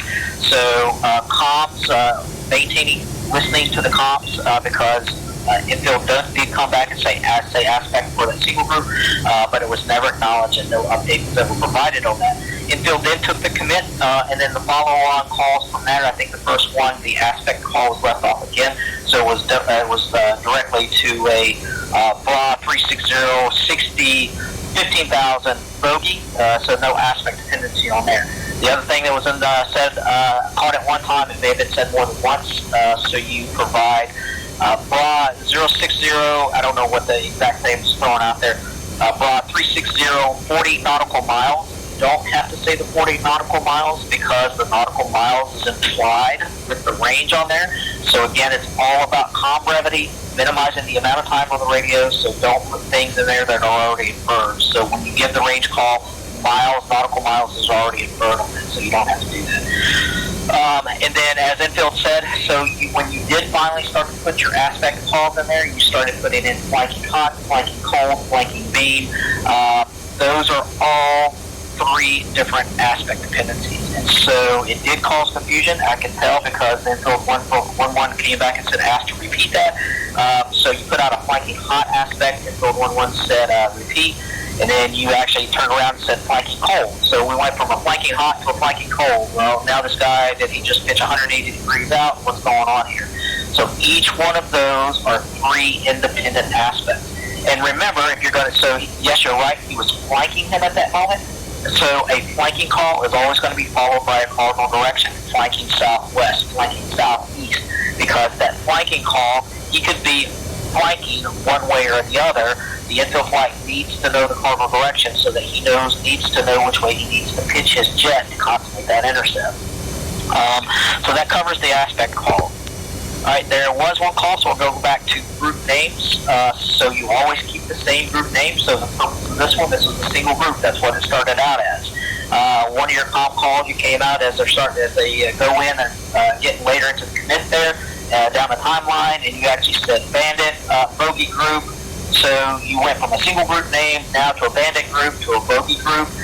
So again, it should have been a single group, and then the bogey declaration is at the end. So don't put declaration names in with your group names. Don't say bogey group.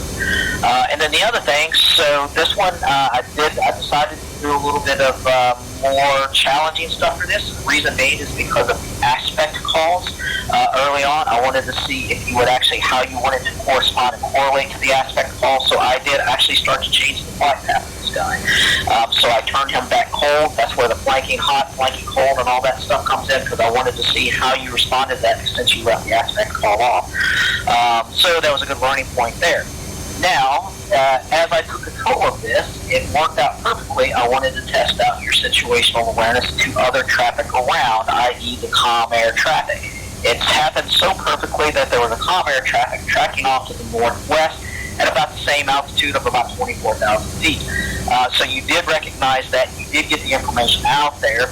You did say, hey, you got comm air traffic 2 o'clock, 24,000, tracking right to left, or correction, left to right, no, right to left, no factor, but it ended up becoming a factor a little bit later. So you put the initial call out there, but it ended up becoming a factor because I forced it to come back because I wanted to see how you maintained your SA to that. And it ended up, I don't know if you heard on the radios, it's like, whoa, we just merged with comm air co-altitude here.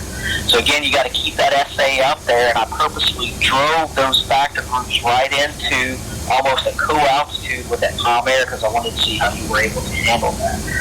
And then it also led to another opportunity almost about the same time as the hostile declaration calls coming out there, about the time that comm air is coming into the middle of that merge. So it could have played out a little bit worse, that if the fighters in field had good VID and highs onto the factor groups, but there could have been a possibility there as a hostile call is coming out with the middle of the merge, you've got a comm air that's coming right into the middle of that. So for that one, I did change it around a little bit, maneuvered the guys around because I wanted to see how you kind of handled that. So at first you handled it well, you got the information out there, but then you just kind of dropped it off and didn't follow up with it. Hawaii any questions, or Hawaiian, any feedback from you? I guess everyone's kind of beaten the aspect thing to death, but there is a pinned message in the controllers only channel that has a picture with like red arrows and blue arrows so that you can review this and kind of drill that on your own. Try not to invent your own terms though, especially using terms that already exist. And then the other thing, there seemed to be some uncertainty about the bullseye location of the group, so I've hoped you've set up your lot ATC so you could just read those things off. That's all I've got. Alright, copy. So Grok, you got any questions for me? So when the camera kind of merged with the interceptors, what should I have done? Like if I want to call that out, like to bring it to attention? At that point, you need to give them SA that now this guy is a factor group, and you've got COM Air at your 2 o'clock, 3 nautical miles, 23,000 enter in the merge, and you need to let them know, hey, this is a possible bittersweet situation, because now you've got a possible neutral guy in here coming right in the middle of the merge, so you need to increase the priority on that COM Air coming right in the middle of it. So it's not one thing to say, hey, you got this guy at 10 o'clock, and when you did put that initial call out there, there was no range call. So is that 10 o'clock 20 nautical miles away, or is that 10 o'clock 5 nautical miles away? So give them a rough idea about how far they are away from it. But the way that one worked out, as they're coming into the merge, you've got to come on the radio and let them know, hey, you've got a COM Air crew altitude, they're coming in the middle of this merge. Okay, understood. All right, for intel flight, any questions from that evolution? All right, I'll take silence as no. So give me a second to coordinate on a back radio with the controllers. Stand by.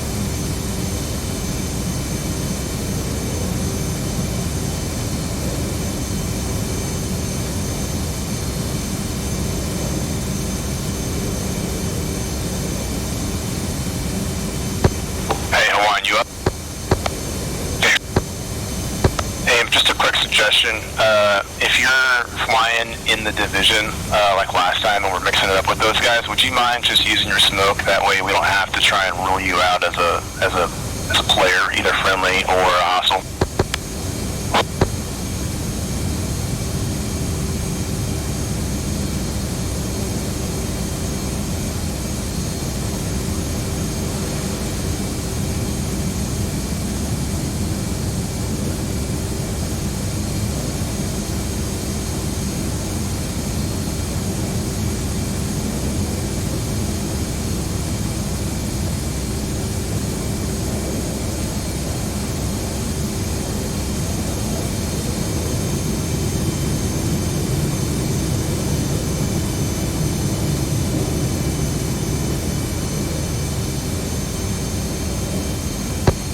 Intel flight, this is Overlord. New controller, call sign Fixer. Correction, call sign Magic is standing by on radio. So don't.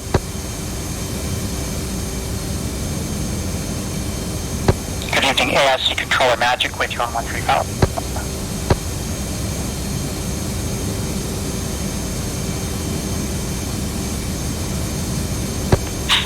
Magic infield 1 plate, 2 ship F14, 2 ship F18, Alpha check Bulls 216 for 52 miles at Angels 15, correction, Angels 17. Enfield, good Alpha. Enfield 1, Roger, quest picture.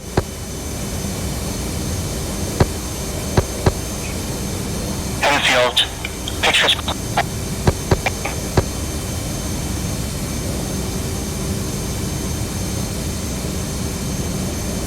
I see one target, but Infield 1, Roger, yeah, and you're breaking up.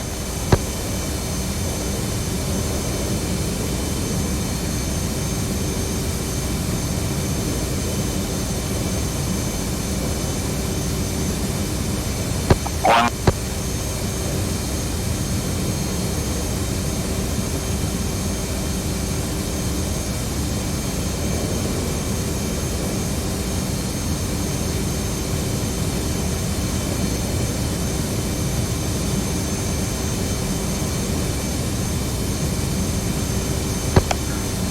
Magic, new picture, single group, bull, 304, 71, 21,000, track southwest, bogey.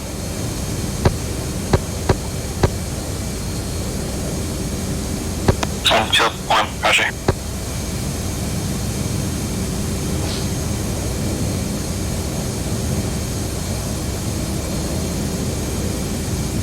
Okay, field 1 flight roll 340. 3, 4.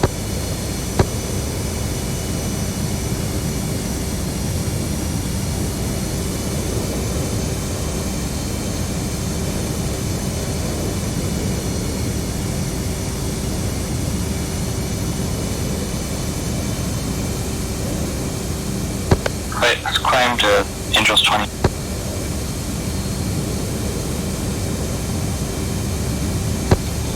Magic, new picture, single group, bull, 300, 65, 21,000, track, southeast, recommend Enfield commit.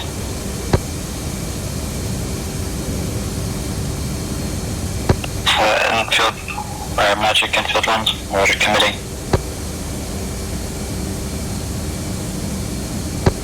Enfield, single group, bull, 298, 62, 21,000, track south, bogey.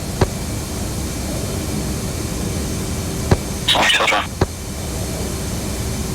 Enfield 1, declare bra 340 for 66 at 21,000.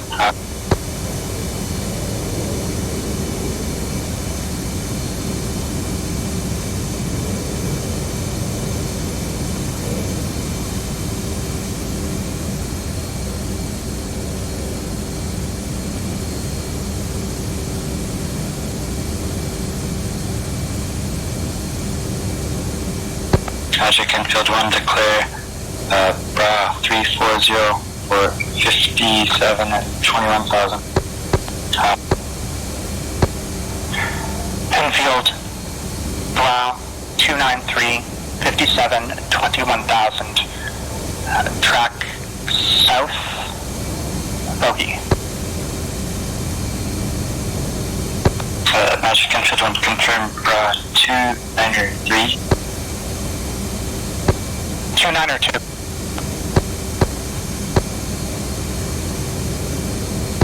Roger, Magic Enfield 1, so target bra 340 for 50 is not target. Infield, single group, 333, 46, 21,000, hot, bogey. Infield 1, Roger. Infield 1, radar contact. Bad.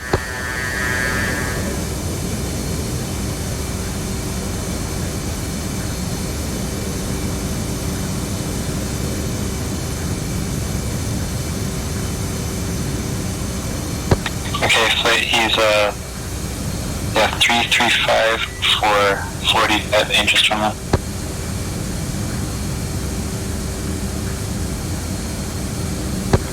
There's got him on the scope. Roger. 3 and 4, good trail again. 3. 4.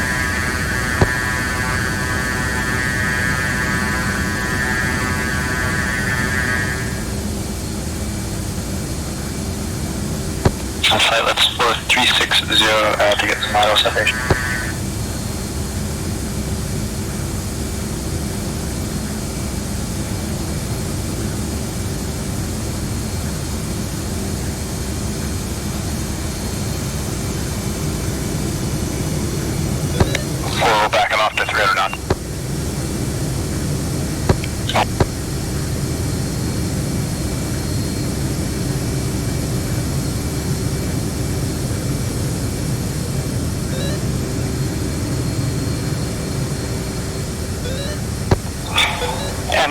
advised, friendly com air crossing altitude.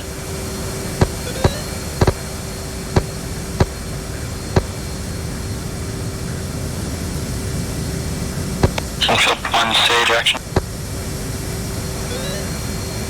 Site, that's so left back to 345. 3 and bandits are cold now. Yeah, Roger, yeah, see them maneuvering now. Site out, yeah, let's flow 330.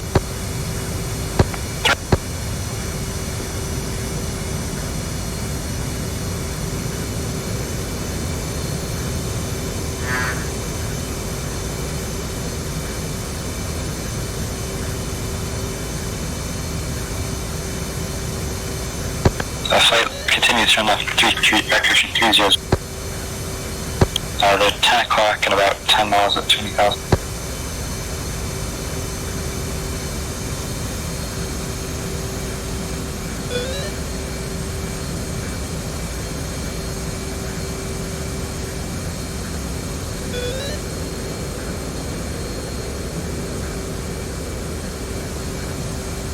I got them turned in hot now. Okay, 1 coming left 280.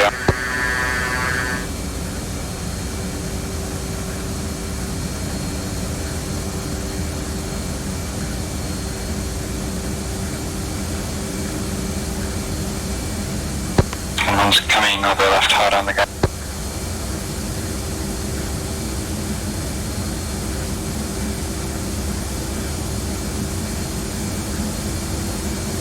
Yeah, it looks like it's MiG-21.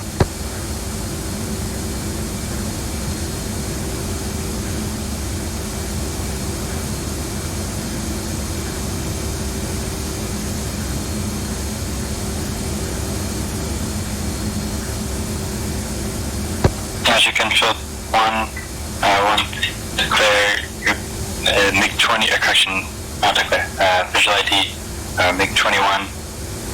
Dirty air-to-air under the wings, centerline, fuel tank.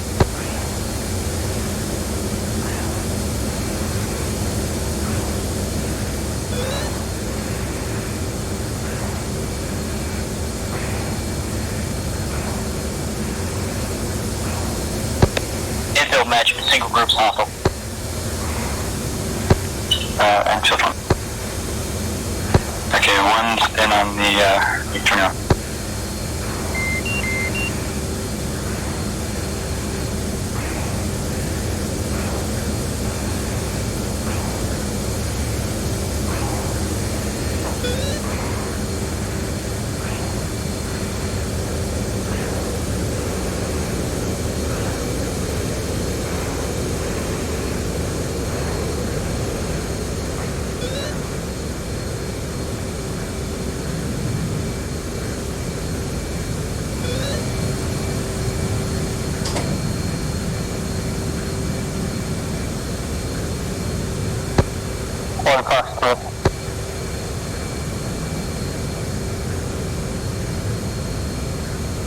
Magic and field 1 splash, 1 MiG-21. Magic copy splash 1.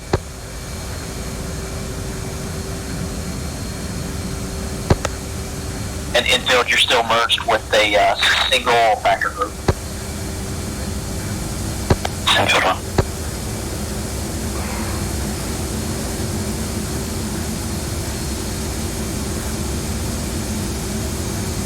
Offsite, do you have eyes on the remaining group, or bandit? Not bandit, yeah, hostile. 1-3's no joke. 4, no joy. Magic. Infield 1-1, your threat, your single group is 0174, flank west, hostile. Infield 1 takes. Infield 1, single groups turning hot, you're merged. Infield 1. Infield 1, stay out.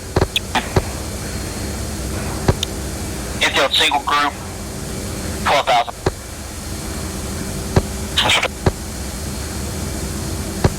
they're going to be low. Infield 1-4, single group of 2-7-5-1, 12,000, drag northwest, hostile. Infield 1-4, look at about your 11 o'clock for 1 nautical miles, 12,000. One's tally, we're in.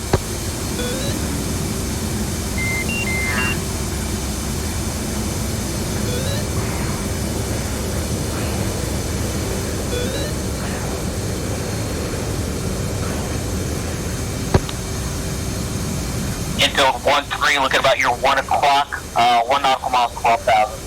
Crossing by you, 1-3 Sterling. Box 2. Splash. Good splash. Magic, infield 1, flight, splash 1, make sure none. And infield flight negative, Magic still shows a positive contact. 1-3 Fox 2.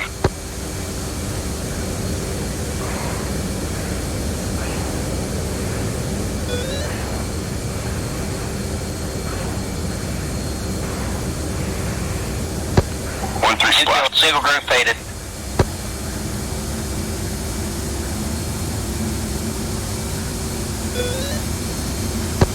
Magic. Alright, infield single group faded. Picture's clean. Infield 1. Alright, 99, knock it off. AIC's knocking off 5% more. Infield 1, knock it off. Infield 1, flight, Infield flight, pigeons to mom, 15336. Infield 1. Safe, slow 155.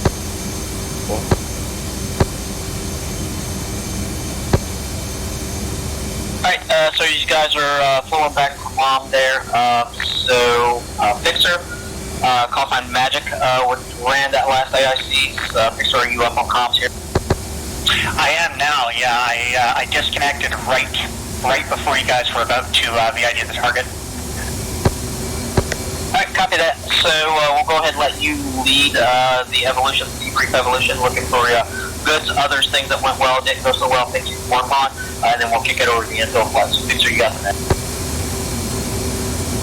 Well, I'm paying attention to other things at the moment, so maybe you should do that? Alright, so copy. I'll go ahead and break it. I'll turn it over to the infield flight. Infield 1-1, let's debrief. I don't remember anything specific at the moment. Okay, copy. Infield 1-2. I feel like that was the first time I actually had a relatively clear picture in my head with what was going on. Alright, copy that, and we'll talk a little bit about that. Infield 1-3. I thought it went well on both ends. I think we're getting too wrapped up around trying to not go head-to-head with them, that we're not really merging with them the way we want, so it kind of gets screwed up in the end. But I think it's going well. Yeah, that's alright. You know, in merge mechanics, that's kind of that's getting into more of the intermediate type stuff, the intermediate to advanced type stuff. The important thing is understanding the AIC pictures and getting your jets pointed in the right direction and actually getting them merged. Alright, infield 1-4. I like how at the end you gave me the call at 11 o'clock at 1 mile. That helped a lot for my SE. Alright, copy that. And just be advised, real world, an AIC controller is not going to be able to give you that level of fidelity. The only reason is because, again, DCS world here and ATC makes it easy for me to break that out. Just realize that's not going to happen in the real world. But yeah, I knew when you guys are saying everything's splashed, and I'm saying here, you still got a factor group in here, and nobody's got tally on it. So I kind of helped out with a little bit of sugar calls. So good deal that you're able to get your jet in the right direction. All right, so I'll go ahead and kick off some of the debrief evolutions from the overall perspective. So declaration calls, so that was left off there on the initial calls.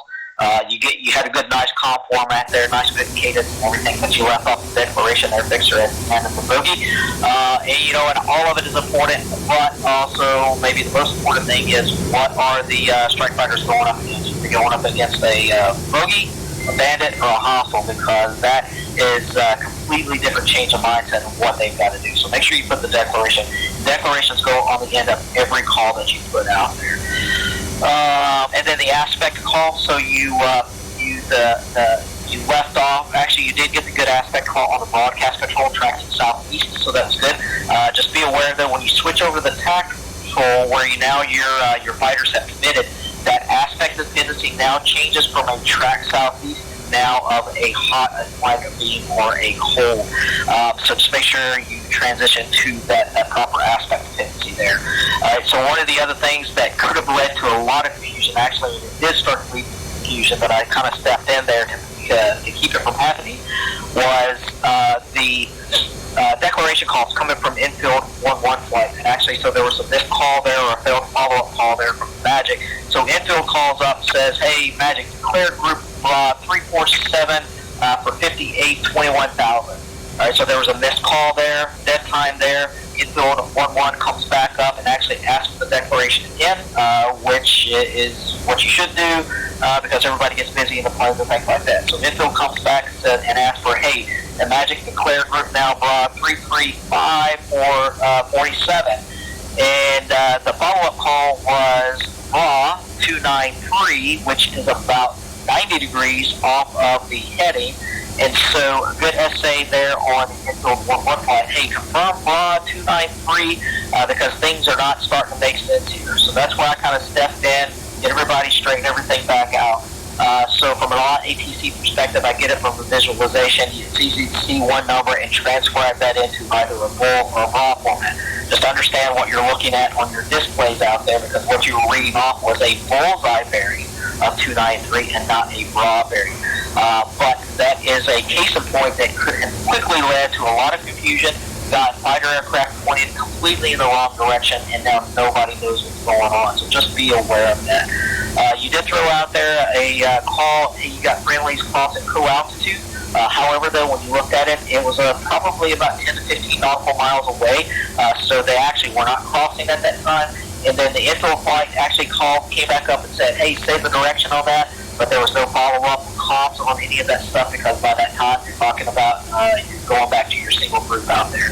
So again, just some little things to kind of pay attention to. Overall, kind of being your first run, I think it was okay. You had the good comp format down, but you just left off a couple of things. So just be aware of that. And also the big thing is making sure when you transition between bull and bra, because those two things will cause complete confusion in the overall air picture. Any questions for me? All right, I'll take silence to snow. Hawaiian, any feedback? Yeah,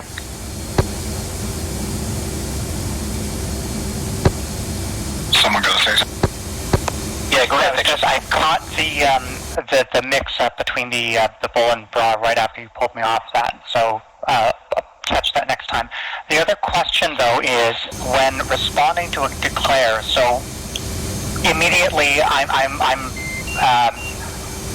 referring to that as declared group is, so somebody comes and asks me, Magic declared group at, raw whatever range, such and such.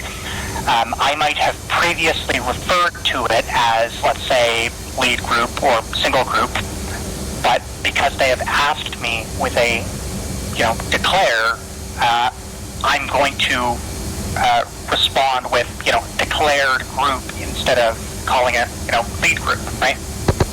Nope, that is incorrect. Nope. So case in point on this one. So you got a single group that you've been saying, hey, single group. The infield comes up and says, declared group at 338, 57, 21,000. All right. Your response to that is infield single group 338, 46, 21,000 hot bogey. All right. So you don't go back and say, you don't rename that group.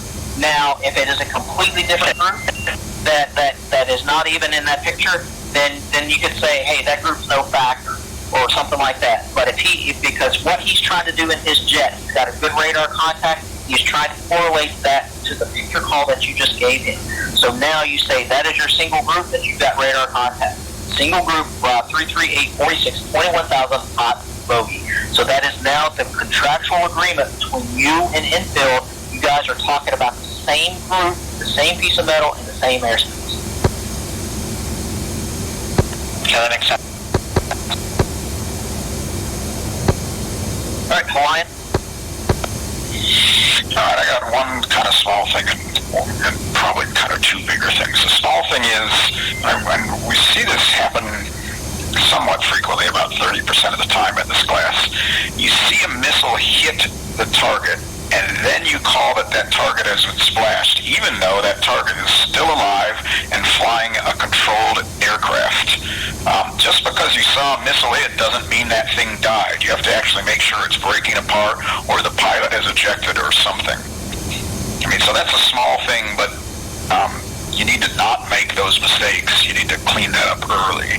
The second thing is what Terry brought up, and it's been kind of bothering me for all these evolutions, and then really kind of jumped out in this past one, which is people are for some reason fixated and trying to work on things that are outside the scope of this class, which is in principle okay, but they have not mastered the things that this class is supposed to cover, and so while they're focused on those more advanced things, they're failing the basics, which is really what this class covers. And so, I mean, you see that as Terry brought up with trying to manage the merge mechanics as an example. And something else is going along on the same vein. Some of the jets are using their radar, which is okay, and they're reporting. I have the group, you know, in the past when there was only one group that was being talked about, so I have a contact with that, and Magic acknowledges that, so Magic is not providing updates on things like the group is maneuvering, but the guy who has radar contact with them also is not noticing that the group is maneuvering, and pretty soon it maneuvers outside of his radar cone, and now he's lost contact with it entirely. Had we not allowed radar, you'd be more dependent on Magic to provide updates and say, your factor group is now maneuvering, stand by, okay, now he's at this location heading this way. You know, I don't know what you all think, but it sure seems like having the radar being run is hampering training tonight more than it's helping.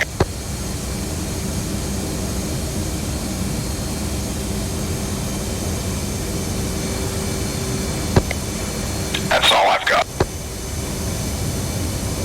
Yeah, so that was me who was using the radar and calling out their aspect, and I was only calling it because I felt like we had passed the point where we needed to maneuver to react. So we had passed the point where we could have gotten it and used it. True. I mean, I guess my point is someone has called out that some fighter jet has called out they have contact, so Magic is not providing those directives, right? If we just disabled radar, you're only allowed to use your eyeballs. Magic could say, okay, recommends you turn left 40 degrees, or, you know, whatever he says, because the factor group has maneuvered. But because someone is reporting radar contact, Magic is not doing that. So at once, the fighter pilots are not getting training with that. And critically, in my opinion, the AIC students are also not getting training working out that geometry in their head or with a lot of ATC. Yeah, I hear you. I think part of that too goes back to that merge mechanics where they see us purposefully getting a bearing off the bandits. So I could see how the AIC student wouldn't know if we're doing it on purpose or if we're not going in the right direction. So it's up to you all because it's your training, but I would recommend at the minimum you stop trying to manage the merge because more basic things need to be worked on, and I would argue not even use the radar. Okay, so you're recommending fly directly at the bandits, or the hot without contact, and don't use the radar. At the very least, don't say that you have radar contact. Right, I mean, what it should be is, Magic calls out, I got a factor group at Bulls 26070, 25,000, and you should kind of in your head know, okay, Bulls, that Bull's direction and distance is really this heading from me, so I need to turn my jet that way and get roughly at that altitude, because I'm looking to acquire them with my eyeballs. And then as you close into it, Magic provides continual updates. Hey, this thing maneuvered, or it hasn't maneuvered. It's still on the last course that I described. I'm updating its position now because, of course, time has evolved, and it builds confidence in your head. Yeah, okay, I'm heading to this merge properly. And then as you're starting to get within eyeball range, you say, okay, the group was off, should be off to my left, and I'm leading it because it's heading to the east, let's say. So I know that when it gets within visual range, it should be at about my 11 o'clock. So you're already looking that way. When you're horsing around with the radar, you're not doing all that kind of thinking because you're busy horsing around with the radar, which breaks your situational awareness to the mental picture.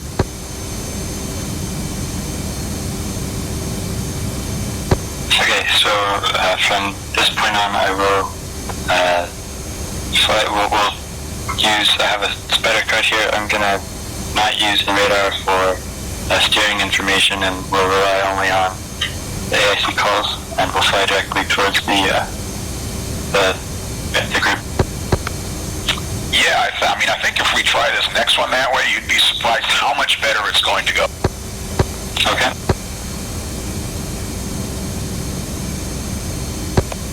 That's all I have. Alright, copy, stand by.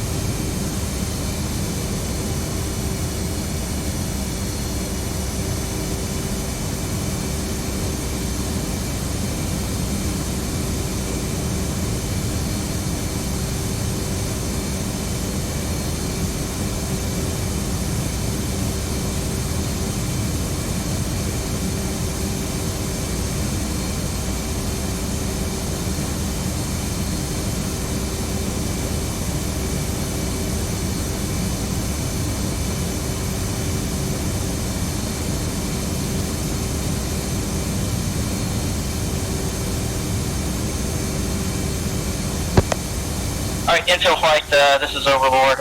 So probably what we'll do, so this is 10:30, so we've done about four evolutions, so we'll run one more evolution, and at that point we'll call knock it off. You guys are up for one more run.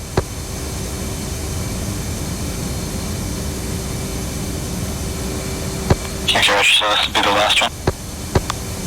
Yeah, this will probably be the last one, and then we'll meet up for debrief if you guys are comfortable doing one more run.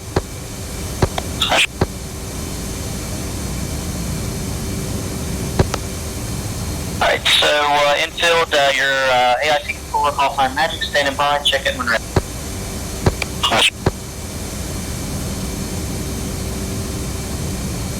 Magic infield 1 flight, 2-ship F-14, 2-ship F-18, Alpha check Bulls 220 for 51 miles at Angels 15. Infield Magic got you loud clear radar contact, good Alpha check. Infield 1, request picture. Magic, picture's clean. Infield 1.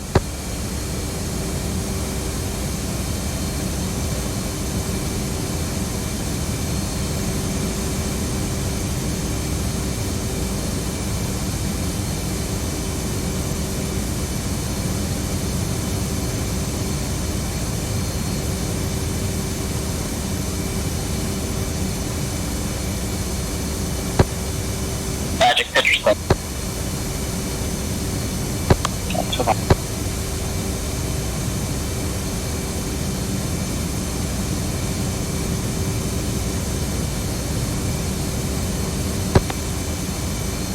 Magic single group bull 15872, 16,000, track northwest of Bogey.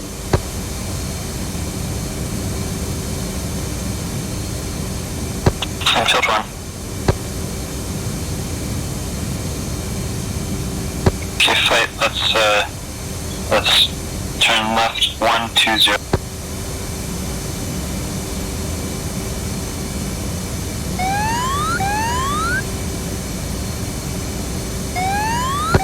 Field 1, commit single group.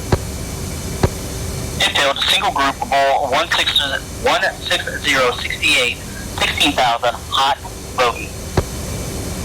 Field 1.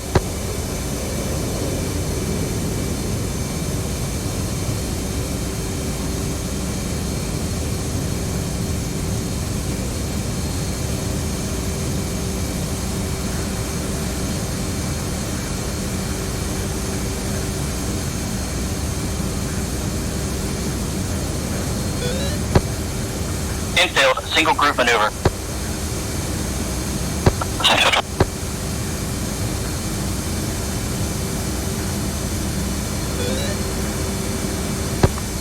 Infield single group bull 165, 66, 16,000, beam west, Bogey.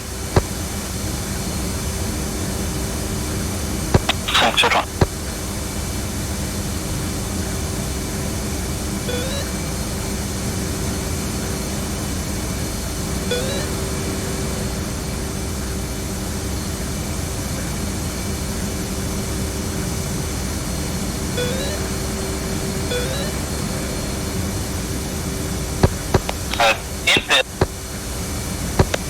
Infield single group bull 167, 67, 16,000, beam west, Bogey. Recommend cutoff vector 160. Central 1, go for 160. Okay, flight, let's climb Angel 16 and break 2, correction, break 3 and 4, go shut. 3. Infield single group bra 122, 42, 16,000, beam west, Bogey. Central 1.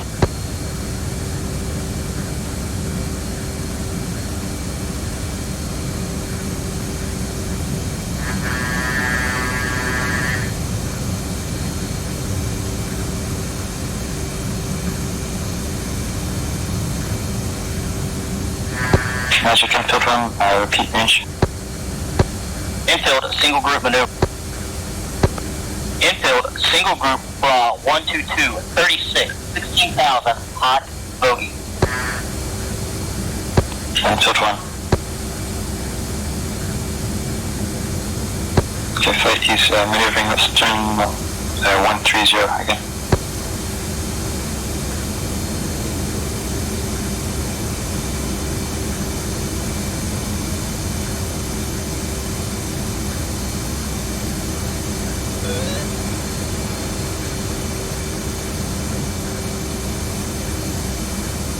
Okay, flight, yeah, full left 120. Infield single group maneuver. Infield 1. Infield single group bra 112, 27, 16,000, beam north, Bogey. Recommend cutoff vector 080. Infield 1, thanks, 080. Okay, flight, let's full left 080.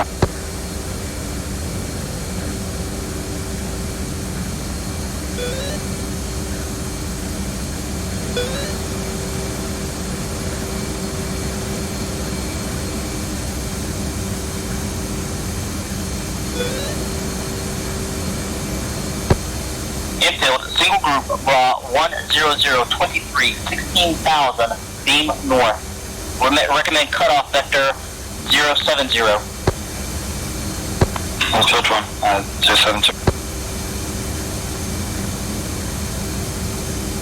That's going to be 1 or 2 o'clock, right? Yeah, it should be left side.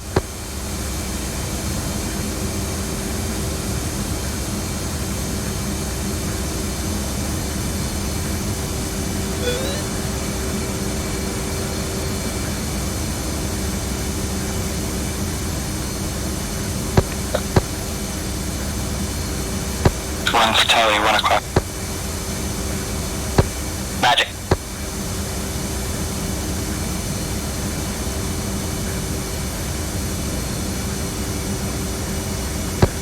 Infield single group maneuver.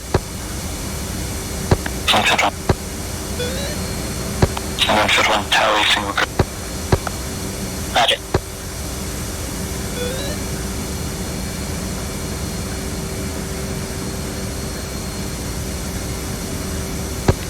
Infield 1-4, single group spot, 140, 13, 16,000, flank west of Ocean. Four.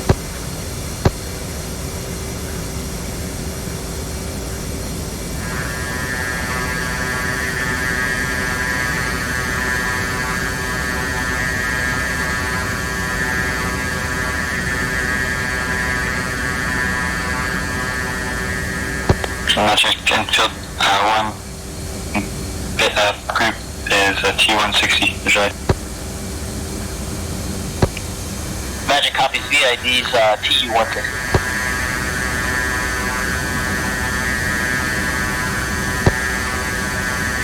An infield single group hostile.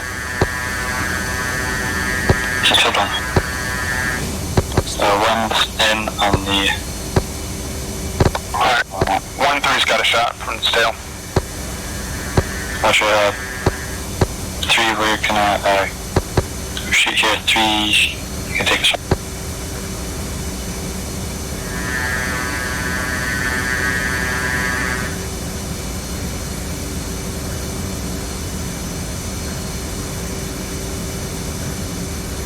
Okay, he doesn't know wings, so I'm pretty sure he's not flying this time. Although it looks like he's still flying, even though he has no wings, so I don't know.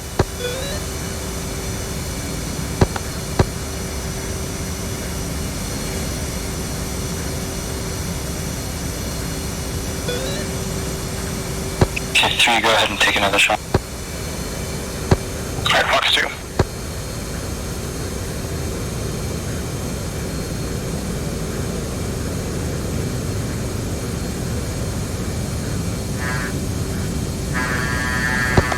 Looks like a good shot. Magic infield 1, splash TU-160. Magic copy splash 1 TU-60. Alright, 99, knock it off, AIC's knock it off, Hyper's knock it off. Infield 1, knock it off. Infield 1, side knock it off. Infield pigeons mob 30635. Infield 1.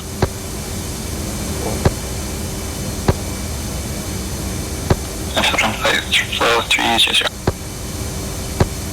Alright, so for that evolution, we probably went to the opposite spectrum, talking about some sugar calls and things like that. I know you're running with no radars. So for the AIC controllers, they're just kind of listening on there. So you see there are no radars. You kind of have to help out the strike fighters a little bit more. You got to give them a little bit more bearing and range calls because they're doing everything visually. Makes it a little more challenging with no radars out there. But what I wanted to kind of drive home point there is, one, you got to help out sugarcoat that stuff a little bit more, but also the opportunity is to use those good cutoff vectors, because what you don't want to do is you don't want to push the guys directly towards your adversary or your factor group if they're flanking or they're beating. Because if you do, what you're going to end up happening is getting right into a tail chase. So you want to give them good cutoff vectors so you kind of meet them and you don't get into those long tail chases that are out there. So a little bit a different flavor of stuff there, a little bit more sugar calls, a little bit more hand holding with the updated bearing raw calls out there, and also with the updated the cutoff vectors out there. So something from an AIC controller to think about, give a little bit of sugar calls to your strike fighters to help them consummate the intercepts and a little bit better interaction. So infill flight, over to you for any debriefs. Infill 1-1. Thanks, 1, I have nothing. Infill 1-2. Once again, just felt a little bit more confident. Like that time I could hear the, the bearings and think, okay, I'm going left. Yeah. Yep, copy. And so also the importance, kind of what you're talking about, so that's a good point there, infill 1-2. So you know, okay, I'm going left. So those flank calls and those beam calls, that's why you put the cardinal direction on there. Okay, this guy's now beaming west. Okay, I need to point my jet a little bit more to the right as I'm pulling south because they're going west. If you just said beam, well, are they beaming east or are they beaming west? Now, a strike fighter doesn't know which way he needs to point his nose. So for the flank calls and the beam calls, always put a cardinal direction on there. That will help on your strike fighters as well. Infield 1-3. 1-3's got nothing. 1-4. Nothing for 1-4. Okay, copy. I'll turn it over to the AIC controllers, kind of listen and follow along with that between Grok and Fixer. Any questions from that evolution, anything that wasn't clear? I have a question. So when you called out the maneuver, what was that for? Was it like for when the bogey changes direction? Yep, absolutely. So, because you've been putting out a hot call, a hot call, a hot call. Well, when that factor group starts to change his aspect of tendency, one, you want to let the fighters know as quickly as possible. Hey, and it's okay. From an AIC perspective, you just say single group maneuver. You may not know exactly what that guy is doing at that moment, but at least you're getting the information out there, and that's what Hawaiian was going back and talking about on the last debrief evolution out there, is, hey, if somebody sees this maneuver call, put it out on the radio so everybody knows what's going on. So I know on the last evolution, a lot of those calls were being put out on attack, but don't always put your trust and faith that your AIC controller is going to be listening to attack frequency. That's only if they're pretty seasoned and they're able to handle two different radios at a time. So if you see the maneuver take place, whoever sees it first puts it out on the radio. You don't necessarily have to know, okay, are they maneuvering to a flank, to a beam? You don't know, but just put it out there. Hey, single group maneuver. All right, give it a few seconds, let it settle out. Okay, single group, now you can go give an updated picture. Infield, single group, raw, 09015, beam south, bogey. All right, that now lets you know, okay, you just went from a hot aspect, all right, now he's maneuvering, which way is he maneuvering, and now you update with it as it settles out. So that's what those maneuver calls are. It's just to get the SA out there that the aspect dependencies are changing. Understood. Thank you. Fixer, any questions?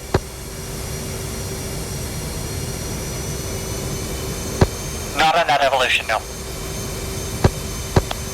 Okay, copy. I know I said, though, that would be the last evolution, but I'll kick it over to the infield flight. I know Fixer only got one run on that. So if you guys are up for one more to enable Fixer to get one run, so that gives them two evolutions apiece. Are you guys okay with One is good with that. 1-2 is good. 1-3 is good. 1-4 is good. Alright, copy, outstanding. Alright, so we'll do the same for info flight, just run with your radars off, and then we'll run this. We'll let Fixer get a good evolution here so we can get one more training run in, so stand by. Pleasure, and I don't mind if we want to shuffle around, have someone else be lead if they want to change. And infield magic, was that call for me? It was for pretty much everyone. If you guys want to shuffle around the fight, if someone else wants to be a lead, I'm okay with that.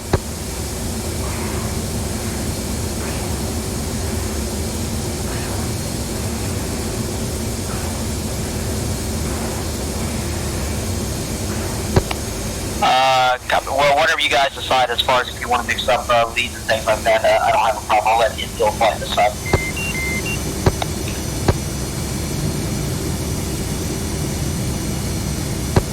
Maybe at this point, since this is the last evolution, just recommend we keep everything as is so we don't have to change labels on everything on our side. Okay, Alright, copy that. So infield flight, your AIC controller, call sign magic, standing by, check in when ready.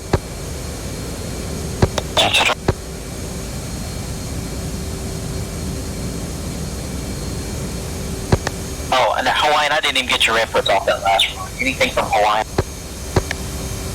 Yeah, that went way better. Now that people aren't, got their head down in the radar and just sort of looking out the cockpit for the merge. It went way smoother. 1-4,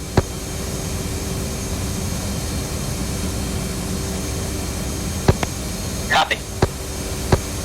Alright, so infill flight, whenever you're ready for the next evolution, go ahead and check in AIC controller, call sign model. Magic infield 1, 2 shipper 14, 2 shipper 18, Alpha check Bulls 220 for 53, Angels 15.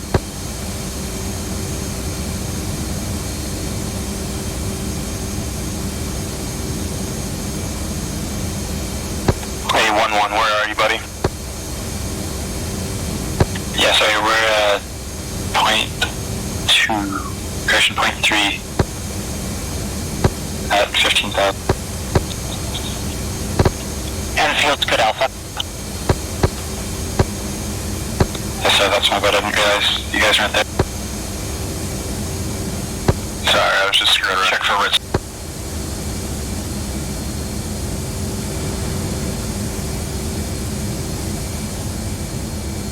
So Magic infield 1, Rejoin on Ritz.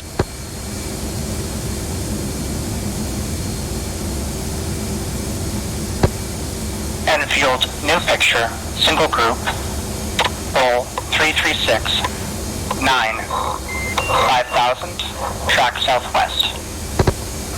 Bogey. infield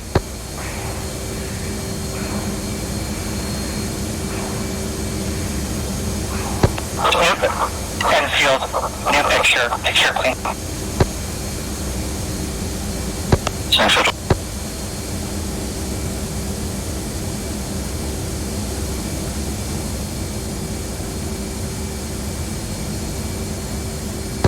yeah, we just passed over the boat now, still at 15,000 in the left-hand door. Okay, who's on your right wing?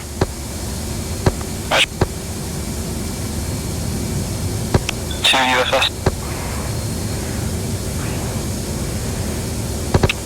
Yep, On your left.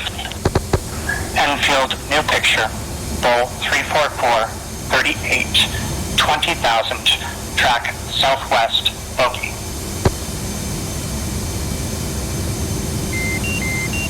Infield 1. And 4 UFS as well. Yep, 4 is folding up. Hornet check. 4 is set.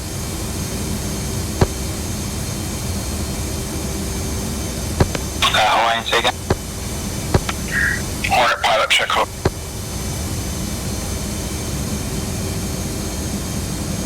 Thanks. Okay, so let's roll out 015.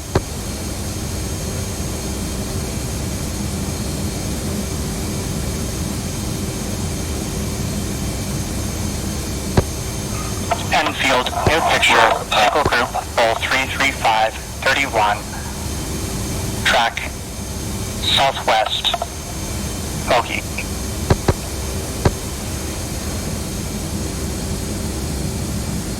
Infield 1, Magic Infield 1, commit single group and say altitude.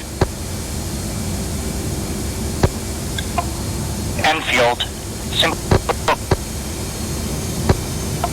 01460, 20,000, track south, hot, Bogey. Okay, Roger. Infield 1, sorry, you broke up. Say again the altitude. Enfield, single group, 20,000. Roger, 20,000, Enfield 1.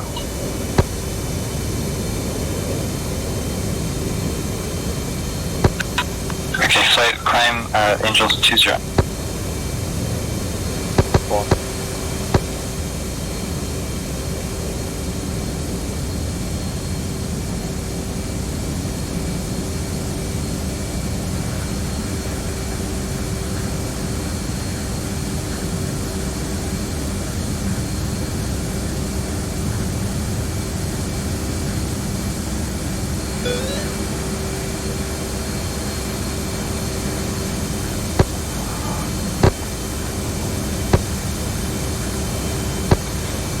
Enfield, be advised, friendly, co-altitude, 23,000. Enfield 1, roger, with direction from us.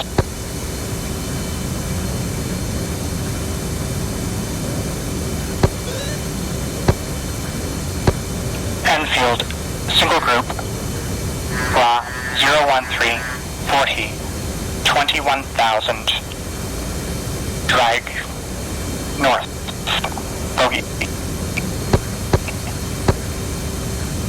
Enfield 1. Enfield, single group, maneuver. Enfield, single group, bra, 010, 37, 20,000. Bogey. Recommend intercept vector 345. Enfield 1, roger, Alpha 345.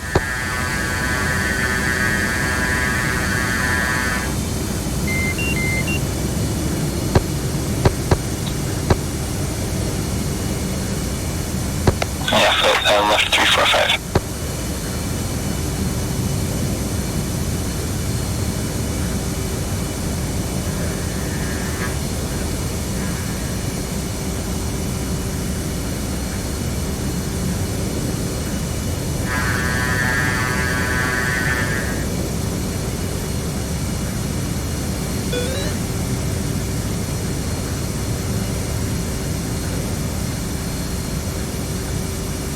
Roger, Enfield 1. Enfield, single group, bra, 004, 26, 20,000. Beam west, bogey. Enfield 1. And Enfield 1, declare contrails 3 o'clock high.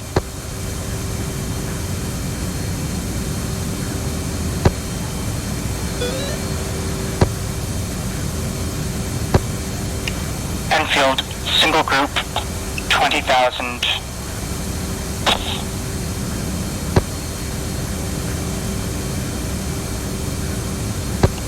Enfield, this is Overlord.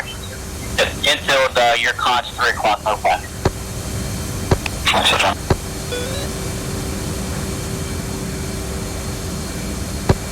Enfield, single group, 36017 at 21,000. Beam west, bogey. Recommend cutoff vector 335. Enfield 1, 325. Left 335. Cool.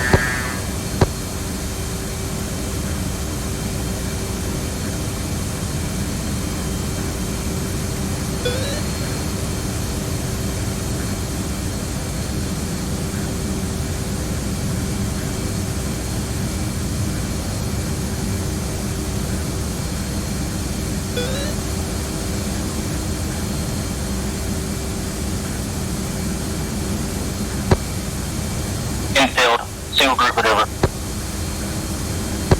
Enfield, single group 355, 9, 21,000, hot bogey.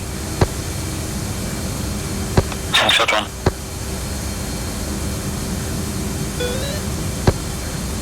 Enfield, single group 0106, 21,000, drag east bogey. Enfield 1, tally. We have them 2 or 1 o'clock, so we're trying.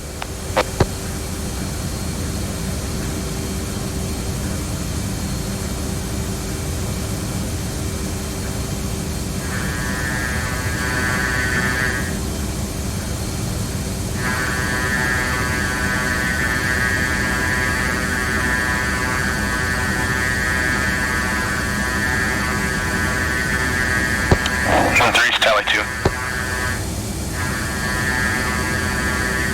Roger.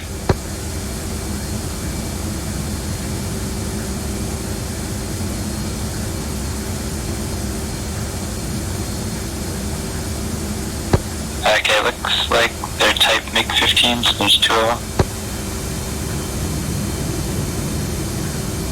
And they've got a star on the wing.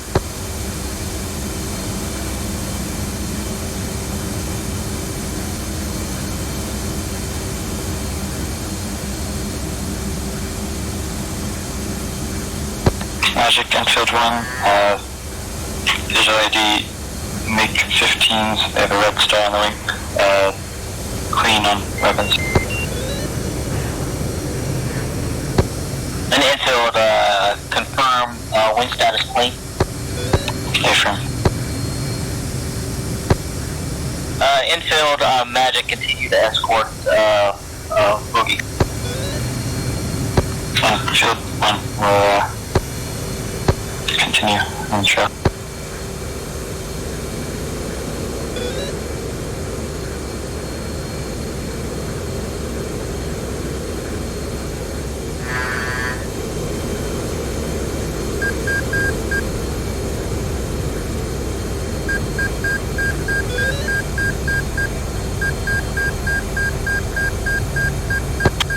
Going with the right bandit.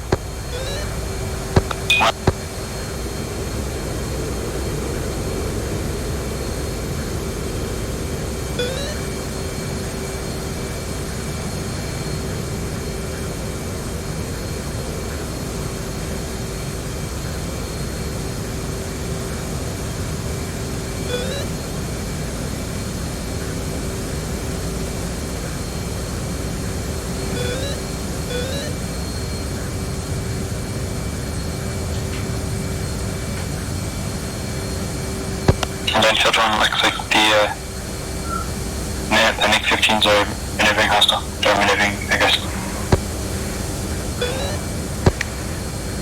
Enfield, Magic copies. Enfield, single group hostile. Enfield 1, hostile.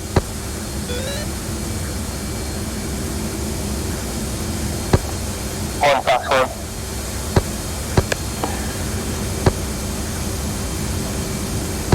Russian Fox 2.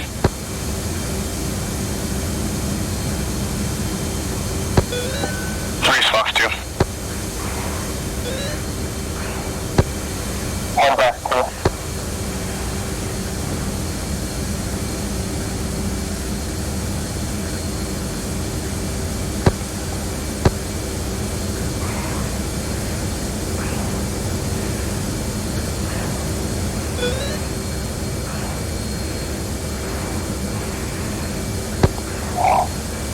One Fox 2, one splash.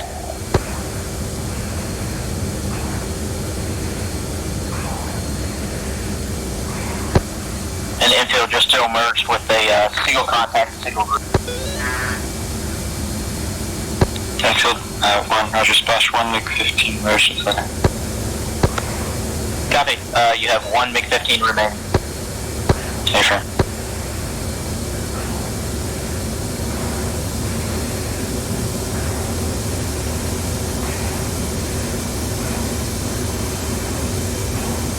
Okay, Fayed, anyone else have a shot?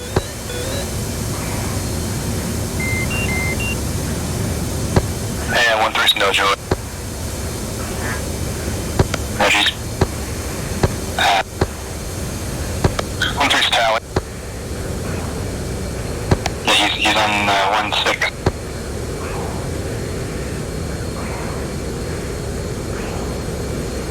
Okay, 3, you're cleared in.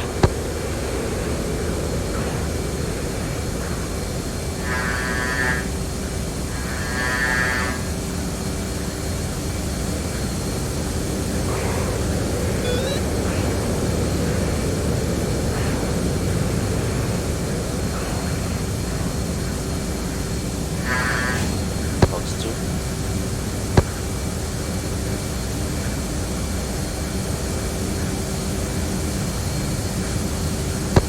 That looks like a good spot. Jesus. Magic Enfield 1, Fayed splash, second, MiG-15. Enfield, Magic copies. Single group faded. Break, 99, knock it off, ASC, knock it off, fighters, knock it off. Enfield 1, Fayed, knock it off. Enfield 1, Fayed, knock it off. Enfield flight pigeons mob 18842. Enfield 1.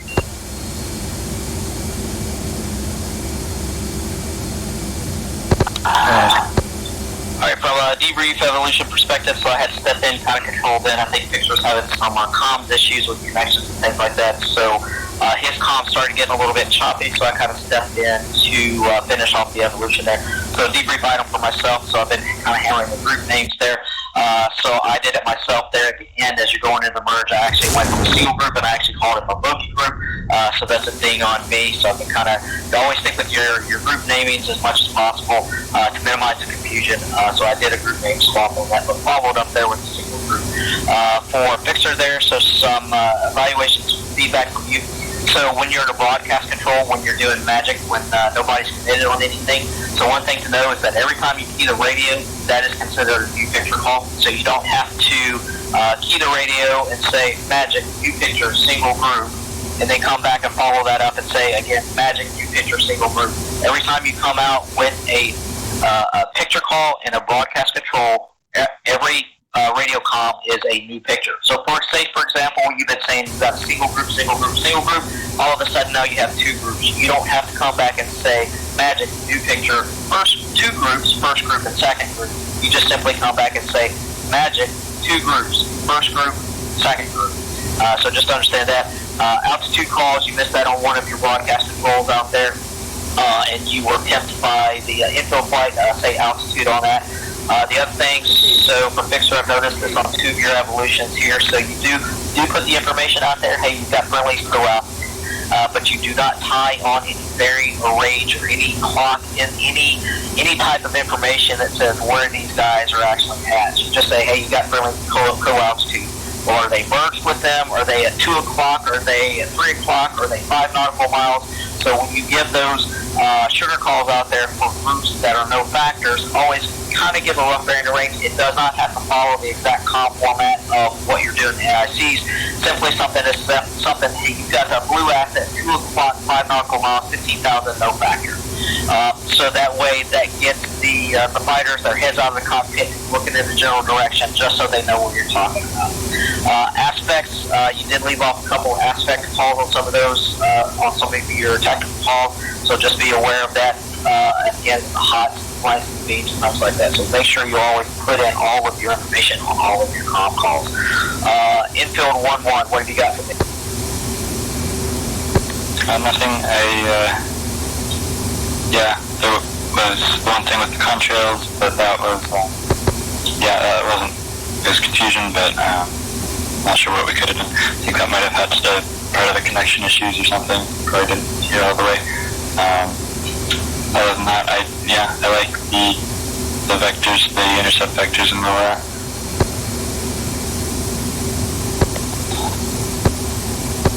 The one spot there where I sort of lost the plot was I wasn't expecting the declare call, so when I heard that, my mind kind of blanked. Copy. So yeah, you always have to not only keep SA to, for those pop-up declare calls or anything like that, but even when the declare calls come back up, and I've seen this happen time and time again, a fighter will come back and say, declare a group that is completely opposite or completely in a different place where you're actually looking at. And as a controller, you get so locked into, and your mind immediately places, he's talking about this group. No, he wasn't talking about this group at block 360 for 15. He was asking about declaring a group at 360 at 30. But I have seen it time and time again. A controller will completely disregard that because you think that they're asking about that group. He'll come back and say, single group, bra 360, 15, hot, hostile. Well, okay, that's good, but he wasn't asking about it. So you have to be aware of what they're going after, but also be immediately aware to take a zoom out and see where they may be looking at other aspect calls and other radar calls, because you have to kind of quickly relay that information. And if it doesn't make sense immediately off the, when they come back, it's like, whoa, what? I wasn't expecting that. Just come on the radio and say, because they need to know that you heard them. Just come back and say, magic, standby, looking. That lets infield know, hey, you acknowledge them, I'm taking a lookout, and I'm trying to correlate those radar calls to you. It's better to say that than nothing at all, and then they're like, well, magic, did you even hear me? And then go back to infield 1-1 flight, so your comms call, that was perfect, because it's like, hey, declare group conning at my 3 o'clock. Now I can look at my display and say, okay, your Connie, 3 o'clock, your visual here, that's probably this guy. Hey, it's no factor comm air, you're clear to proceed. So sometimes you just break it down in very simple terms. Hey, I've got cons at 3 o'clock up high, declare this group. Okay, that's not a factor group. Go ahead and go after this. Here's an updated bearing range to your factor group. Infield 110. Nothing for me. Infield 1-3. Thanks, guys. It's hard. For the last one, like, I was actually tally a bogey underneath that contrail at 3, but just followed all your instructions to get to the ones you were talking us on. But that was awesome. Okay, copy infield 1-4.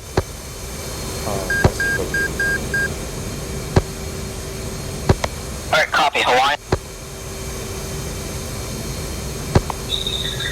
Again, it went pretty well. I guess the only small hiccup is when you got within visual range, I guess you weren't looking out to your 2 or 3 o'clock to see them for probably about 45 seconds. But up until that point, all the merge worked a lot better than when we were trying to manage the lateral separation at the merge or do it all through radar. All right, copy. So I'll open it up for any overall questions from the overall evolutions from this one. Just real quick, any questions?